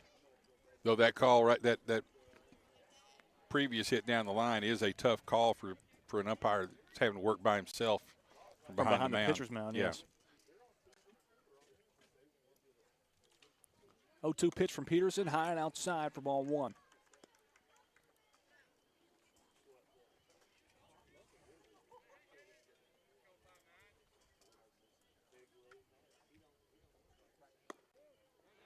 One-two pitch. Goes a little bit outside for ball two. 2-2 count. No outs, top of the fourth inning here. That one just outside the plate from Peterson. A full count for Mason Pierce.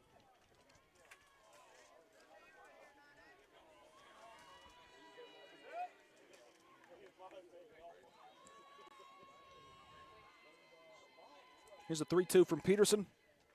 Swing and a miss from Pierce on a changeup from Thomas Peterson for out number one here in the top of the fourth inning. Really, really a nice pitch right there, low and away. Ball dropping out on that off-speed pitch. Tough hit. A good job of pitching. Just easy as that. Here's a shortstop, Connor Williams, up for his second at-bat. He flew out to second base his first time up. First pitch to him is down low from Peterson for ball one.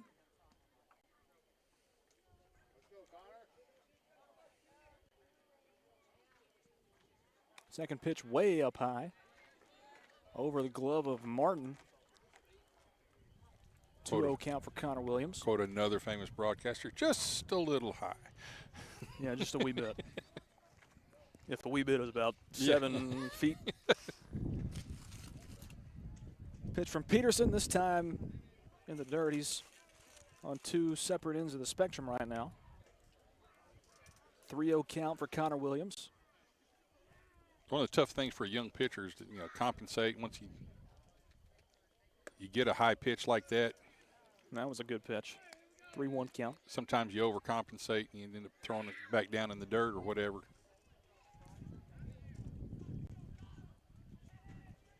Three-one pitch from Peterson. Put into play. It's going to be scooped up by Wells. The throw over to Weber is in time for out number two here in the top of the fourth inning. So Williams grounds out to short. Good example here. Just good infield baseball. Ground ball to second base. Scoops it up. Takes a little short hop. Good strong throw across the diamond to retire the runner. There's Luke Luna up for his second at-bat. Struck out in the second inning. This one is put right back at Thomas Peterson. What a play for awareness by Thomas Peterson to end the top of the fourth inning. No hits, no runs scored for the Culleoka Warriors. Take another look at that one real quick. Yeah. Get another. Drills it right back at his head. Catches that more out of self-defense than he does a good defensive play. So the Culleoka Warriors will go into the 5th inning still not scoring a run. It's 4-0 Battle Creek as we head to the bottom of 4. This is the Maury County Public Schools Game of the Week on the Front Porch Sports Radio Network. Hello, I'm Barbara Lincoln with Hollins Pharmacy. You may have heard our previous commercials about compression hosiery that we carry at Hollins Pharmacy. Well, we've recently expanded into a full line of knee braces, back, wrist, ankle, and other support wear. We will gladly help you get just the right fit for these items and, of course, special order items to ensure the proper fit. Come see us at Hollins Pharmacy, 1608 Hatcher Lane, or call us at 931-388-4233. 388-4233. Columbia Foodland is a locally owned and operated family grocery store with a full line of dry, dairy, frozen, meat, and produce items. We focus on keeping the freshest hand-cut meat and produce items daily with the most competitive prices in town. We offer weekly ad specials as well as in-store weekly specials throughout the store. Located at 427 West 7th Street in Columbia in the former Harris Foodland location. Columbia Foodland. We are here and ready to serve the wonderful people of Columbia and the surrounding areas. Welcome back into Culleoka Unit School. Colton Barba at the plate. First pitch to him from Mason Pierce is kind of a screwball coming in there and got him to swing at it over the top of the baseball for strike 1. Yeah, kind of an unusual start. Starting the inning with a changeup. Good movement. This one right down the middle for Mason Pierce for strike 2. It's an 0-2 count for Colton Barba. Good start for the Warriors. This one's popped straight up in the air, back towards Rubert. He's under it at second base, and he makes the grab for out number 1 here in the bottom of the 4th. Yeah, just got it up in the zone a little bit. Didn't get the bat up high enough to get a solid hit. Got the result the pitcher wanted right there. Easy pop up into second base. Back around to the top of the lineup for Battle Creek. It's Brody Swash up to the plate. And he's going to foul one away into his own dugout this time.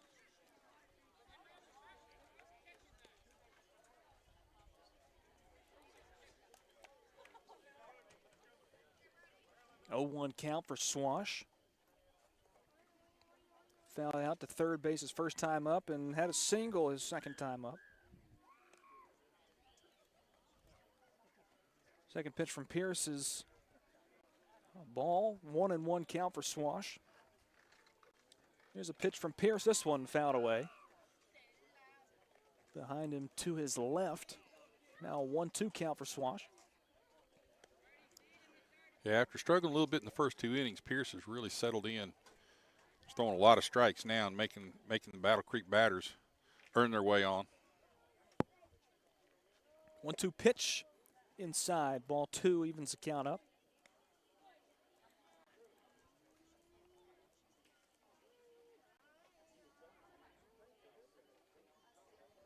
This pitch from Pierce, it's going to be sent out into left field, and making the grab out there is Luke Luna for out number 2 here in the bottom of the 4th inning.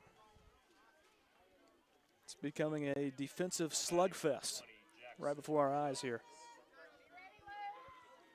Up next is Jackson Wells.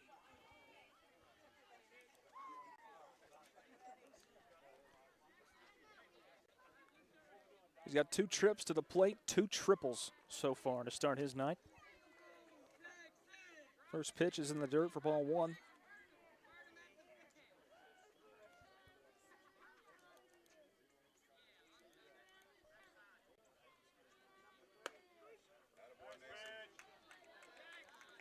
Second pitch from Pierce is right down the middle for strike 1. Looked like that one fooled Wells just a little bit.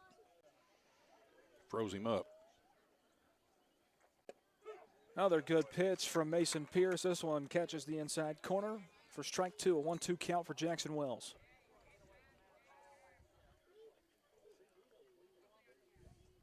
This one behind Jackson Wells. 2-2 count. 2 away, bottom of the 4th inning. 4-0 Battle Creek over Culleoka. This is a good pitch over the head of Childs and into left field. Luke Luna scoops it up, and Wells rounds first and will head back to first. Another good hit for Jackson Wells. He's 3 for 3 on the night. Just gets a good turn on it. Good low pitch. He just goes down and gets it, hits a line drive out into left field. Put another runner on for Battle Creek. Here's Landon Wiseman, the third baseman for the Bears. They'll go over and check Wells on first base. Almost a bad decision. It almost got past Ethan Sisk at first. Still 2 away, bottom of the 4th inning. 1 on for Battle Creek. Wiseman takes strike 1.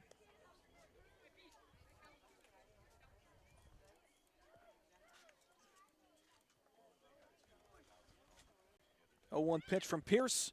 Down low, there goes Wells. They'll try and pick him off. He got him, and he did. Jackson Wells off the tag from Ashton Rupert, and he's pumped up. See if we can't get that from the center field camera right there.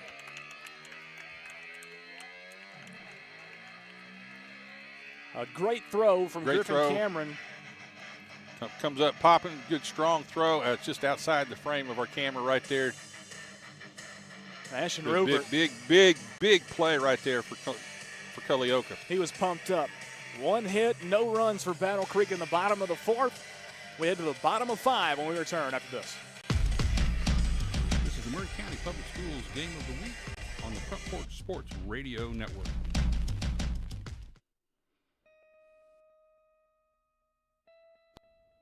Hello, this is Rick Whitley from Jones Lang Sporting Goods.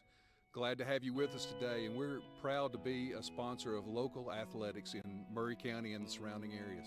We've been in business here at Jones & Lang since 1966, and we can meet your needs. It's springtime now, and we've got soccer, baseball, spring football, and many other things, so please stop by and see our selection. Remember, Jones & Lang Sporting Goods, the look of a winner. Farmer Johnny here, Taylor Family Farm. I want to give y'all a little look-see. We raise 100% non-GMO, grass-fed beef, pasture chicken, and pork on our family farm. Everything that we grow is raised with love and care to ensure the highest quality and nutrition for our family and customers. You can shop online at TaylorFamilyFarmTN.com or visit our farm store in person at Etheridge, Tennessee at 301 Dave Reisner Road. That's TaylorFamilyFarmTN.com for more information.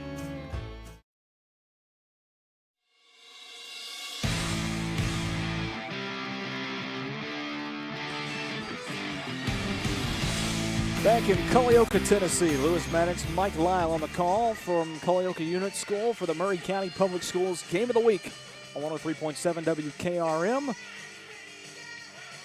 We've got a new pitcher. Coleman Norwood is on the mound now for the Battle Creek Bears. Thomas Peterson had a great 4 innings of pitching. No runs allowed, and they've taken him out here. Well, probably a pitch count situation. Probably wanted to save him for the championship game. You get that with the rule that they also want to make sure he's available for the championship game. If you pitch over 50 pitches, you cannot pitch for another 3 days. Gotcha. So they're going to have to hold him under if they want to use him Saturday. We're live streaming on WKRMradio.com, also at WKRM on Facebook, YouTube, Twitter, and Twitch. And here's Hudson Williams, the center fielder. He'll be the first one to face Coleman Norwood here in the top of the 5th inning. This game's got a quicker pace than the one previously. Already in the top of the 5th. And Battle Creek with a 4-0 lead over the Culleoka Warriors. First pitch from Norwood is outside for ball 1. Well, outside of that flurry of runs there in the 2nd inning, really it's been a very well-played defensive game. There's a 1-0 pitch from Norwood. Catches the outside corner for strike 1. 1-1 count.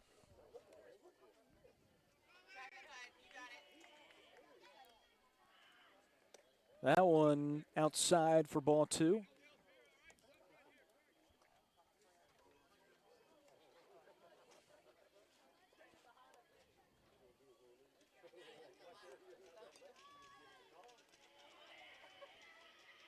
The 2-1 pitch is called strike 2. Evens the count up, 2-2 for Hudson Williams. Well, it's top of the 5th inning. No runners on for Culleoka, just getting started. This one is popped up right to Weber, and he makes the grab for out number 1 here in the top of 5. Williams kind of got fooled on that and got out on his front foot. Tried to check his swing up, take the pitch, but got his bat too far out there and popped it up. Ethan Sisk next up, first baseman for Culleoka. Pitch from Norwood is high over the head of Sisk for ball 1.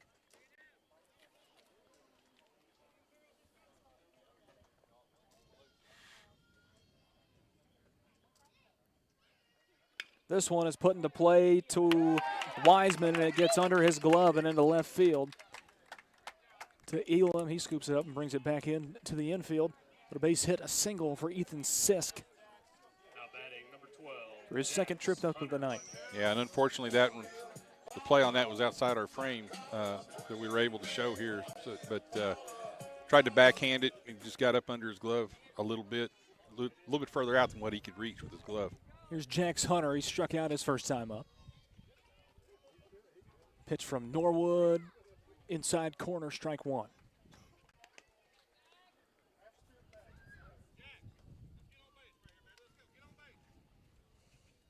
Oh, 1 count, 1 away. Top of the 5th inning, they'll go over and check Sisk on first. Doesn't get over there in time.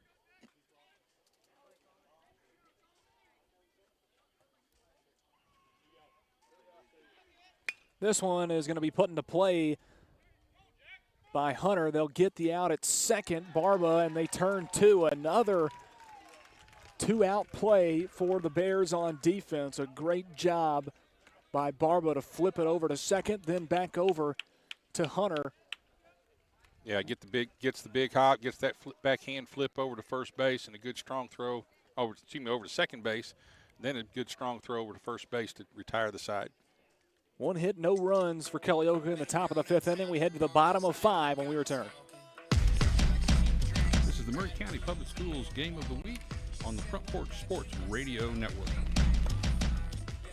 Hi, I'm Robert Rogers at Parks Motor Sales Buick GMC. And I'm Michael Parks Lawrence at Parks Motor Sales Buick GMC. Together, we're Mr. Bobby Parks' grandsons, and we run his dealership, and we are glad to be part of our local community. Being family owned and operated, we invest heavily in our community. We do things like sports teams, schools, bands, you name it. We try to help everybody we can. The reason why we do this is because we all love this community. So come do business with us, your neighbors, at Parks Motor Sales in Columbia, Tennessee, right off Nashville Highway, or at parksmotorsales.com. Hi, I'm Matt Perales, manager of Maury County Equipment. We help you with all your agriculture and construction equipment needs. We carry a full line of New Holland tractors from compacts to high horsepower. We have a full line of Gravely mowing equipment. We also have New Holland construction equipment, attachments, and accessories for your tractors and a complete parts department. We are locally owned and operated. Come see us at 1075 North James Campbell Boulevard or learn about us on Facebook or contact us at 931-490-8183.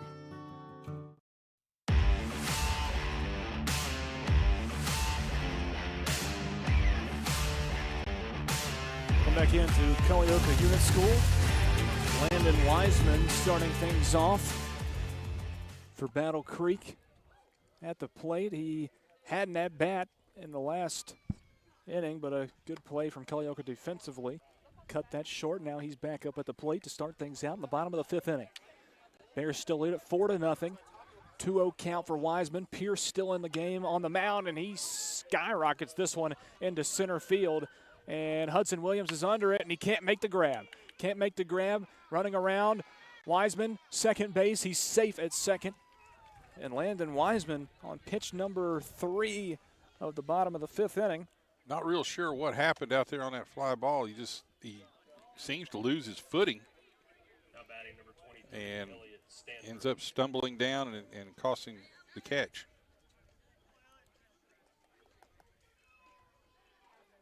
Next up, Elliott Stanford. Stanford going to put a line drive out into center field, back towards Williams. There goes Wiseman. He'll be safe at third. They'll come into second and hold Stanford onto first base. But a single for Stanford and advances Wiseman over to third base. Runners on the corners for Battle Creek with Levi Elam up next.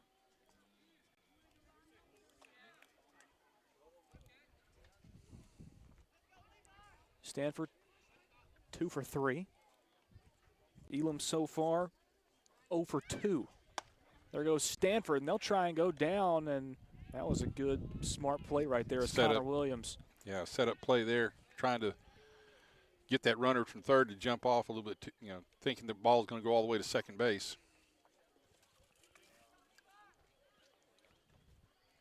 Two in scoring position, 1-0 count. Low pitch from Pierce, blocked up by Griffin Cameron. Now a 2-0 count for Elam.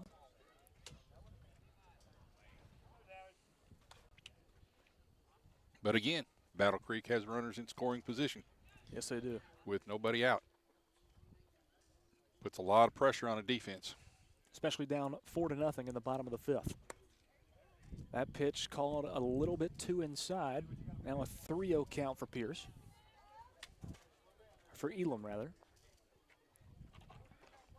Stanford and Wiseman on second and third base.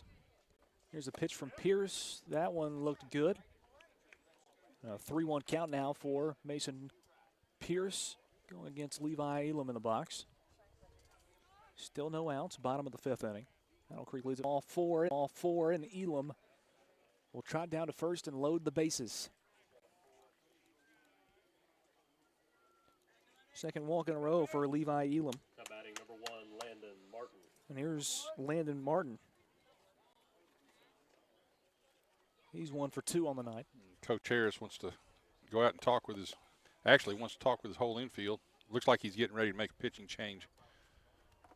Yeah, it looks like Walker Childs is taking off all of his third base accessories and getting ready to climb up onto the bump. We'll take a quick timeout here in the bottom of the fifth inning. Battle Creek leads it 4-0. This is the Murray County Public Schools Game of the Week on the Front Porch Sports Radio Network. This is Elk Kennedy. A few years ago, my wife, Mary Susan, and I decided to redo our study. I wanted the same comforting earth color green my grandmother had in her study when I was growing up. We didn't even have a sample. Mary Susan went to see Zeke Maddox at Columbia Paint and Wallcover. He had my grandmother's color card on file from 1959. Today, her great-great-grandchildren play and laugh under that comforting green. Columbia Paint and Wallcover, Zeke Maddox, 931-388-2806.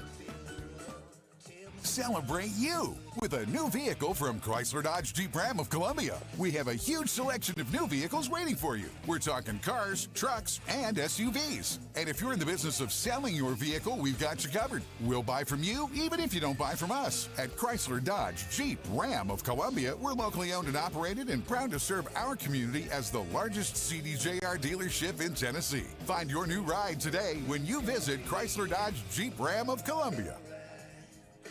This is Mark Curry at the Trailer Store. We are a local family-owned business.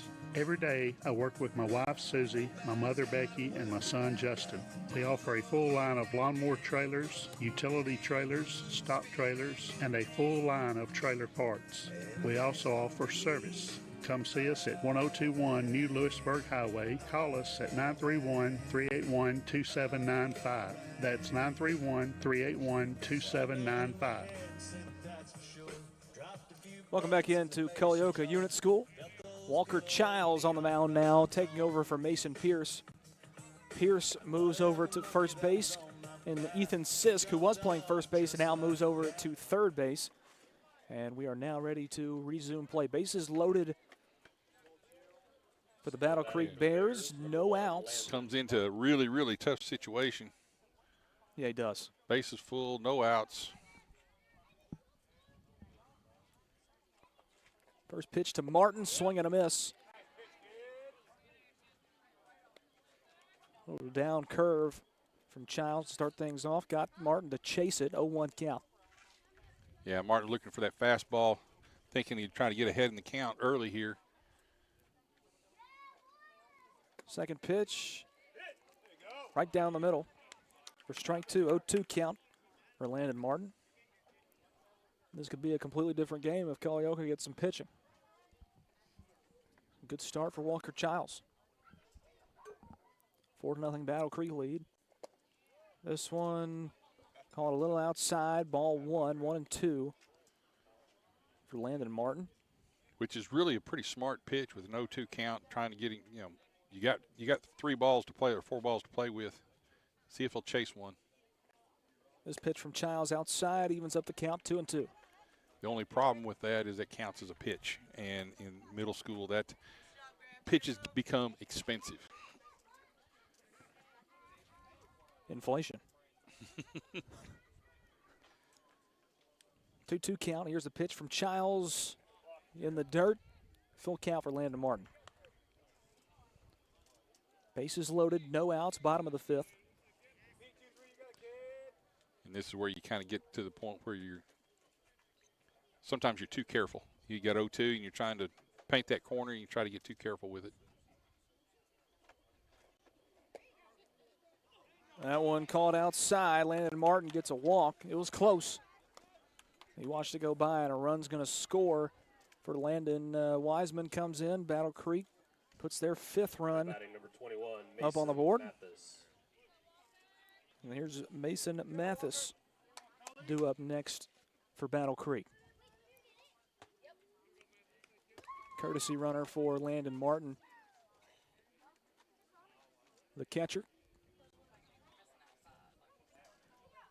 It's A.J. Castillo coming into the ball game at first base. Swing and a miss for Mathis on pitch number 1, 0-1 count.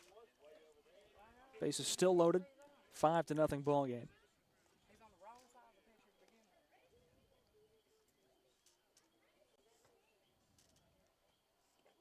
A 0-1 pitch down low for ball 1.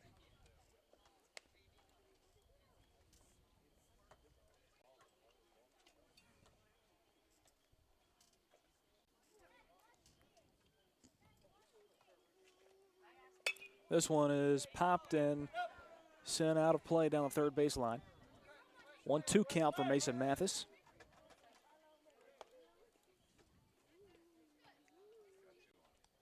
Child's done a good job here coming in throwing strikes most of the time. Yes. Struggled there a little bit, but he got ahead quick.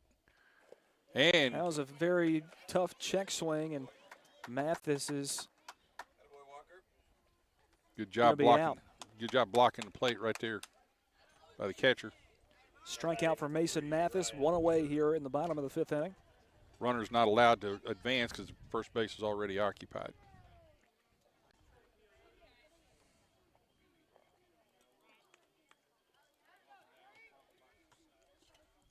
Here's Ryan Weber, the first baseman. Outside ball 1 from Childs to Weber.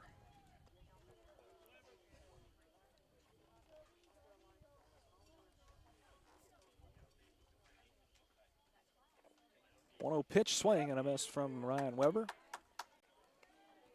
Evens up the count, 1-1.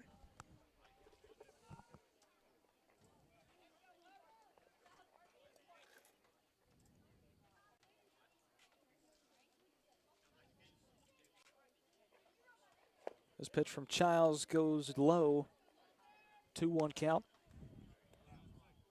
Castillo on first. Really good, pretty good curveball right there. The batter just didn't bite on it. You want to keep those curveballs low. This one fouled away by Weber. Evens up the count again, 2-2. Castillo on first, Elam on second, Stanford on third. Bases loaded for Battle Creek. They have a 5-0 lead over Culleoka here in Culleoka. Winner of this game goes on to face the Whitthorne Tigers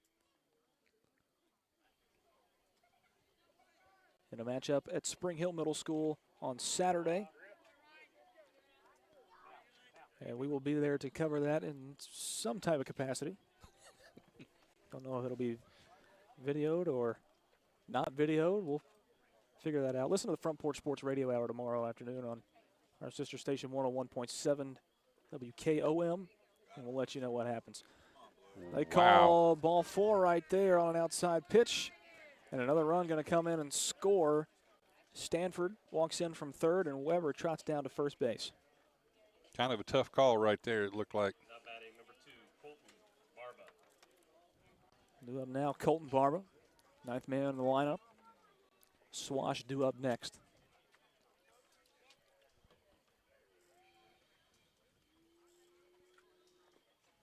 This pitch from Childs going to be off the glove of Williams. In comes Elam.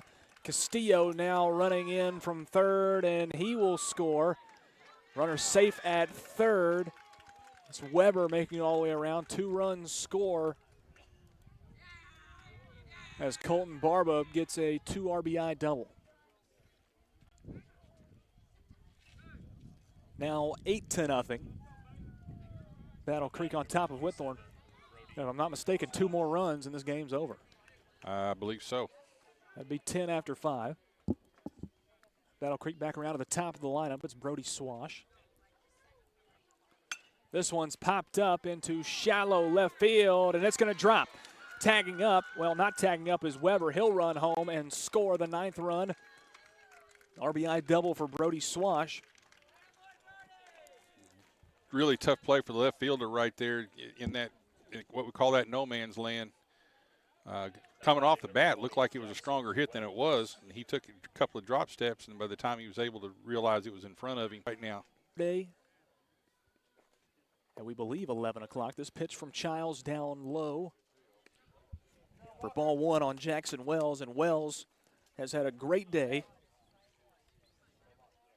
at the plate. 2 triples and a single. He's 3 for 3.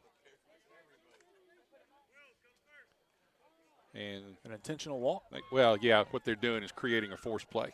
Right. You know, again, the only run that counts is at third base. Correct. And so they're trying to get a force play here. So now all they got to do everywhere. Right, get a force everywhere, possibly get a double play, get themselves out of the inning. Now they're going to pull the infield up to where anybody can make the play at home. Here's Landon Wiseman.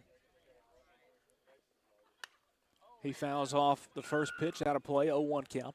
Now, basically what's going to happen, the setup here is if he gets it out of the infield, game over. Yes. Even it's a fly out. Because they'll tag up. Yeah, they'll tag up and score.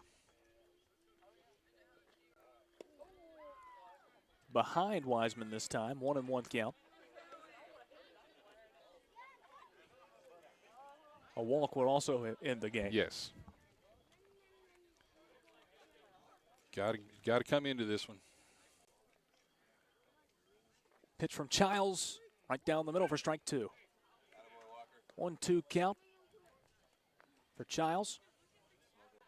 On Wiseman in the box. Elliott Stanford on deck. He's 2 for 3 himself, and he hit the pitcher. And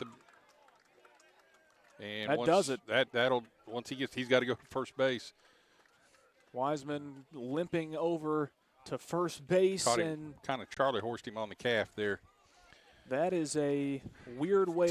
Tough way to end the game. Yes. So 4 hits and 5 runs, 6 runs scored in the bottom of the 5th inning, and it's a 10-0 win for the Battle Creek Bears over the Culleoka Warriors here at Culleoka Unit School. It's going to be a rematch of the large school championship at Spring Hill Middle School. Whitthorne Tigers will face off against the Battle Creek Bears after Battle Creek once again gets it done 10-0 over Culleoka here at Culleoka Unit School. Mike. Yeah, the big schools were just too strong this time around. Had more depth. That's a lot of it was depth. Not so much physically strength, but they just had more depth and had better pitching this time around. And for both Hampshire and Culleoka, pitching is usually one of their strong points, and it kind of messed them up.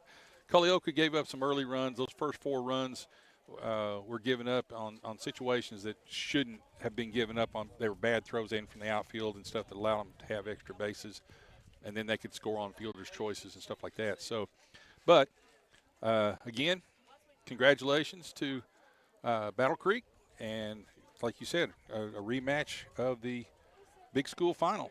So Whitthorne gets it done over Hampshire 17-5. Battle Creek beats Culleoka 10-0. It'll be Whitthorne versus Battle Creek rematch of the large school championship on Saturday at Spring Hill. We'll get a time nailed down for you for that tomorrow and let everybody know what time that's going to be. Yeah. We think 11 o'clock in the morning at Spring Hill Middle School, and we should, we'll at least have a radio broadcast of that game. We'll see if we can cover that on video as well. But well, I also want to remind everybody that follows this Columbia Central Lady Lions softball. We will be going to Florence and videoing those or live streaming those games First game tomorrow night's at 6 o'clock. The second game is at 9. Third game will be 11 o'clock Saturday morning, and then the fourth game after that will be determined by how the other 3 games go. So they're going to the Northwest Alabama Bash, and we're going to be able to follow them and broadcast that for them for the parents and the grandparents and the fans who don't get to make that trip down to Florence. Which I assume would be a few people not being able to go to Florence, Alabama on a Friday. But once again, Battle Creek and Whitthorne Saturday at Spring Hill Middle School. That'll do it for our coverage here of the Murray County Public Schools Game of the Week on 103.7 WKRM. Thanks for tuning in. For Mike Lyle, I'm Lewis Maddox saying good night from Culleoka. This has been the Murray County Public Schools Game of the Week on the Front Porch Sports Radio Network. Be sure to catch our live stream and podcast at our website at frontporchradiotn.com, or you can see and hear us at Kennedy Broadcasting on Facebook, X, Twitter, Twitch, and YouTube. We'll see you next time on the Front Porch Sports Radio Network.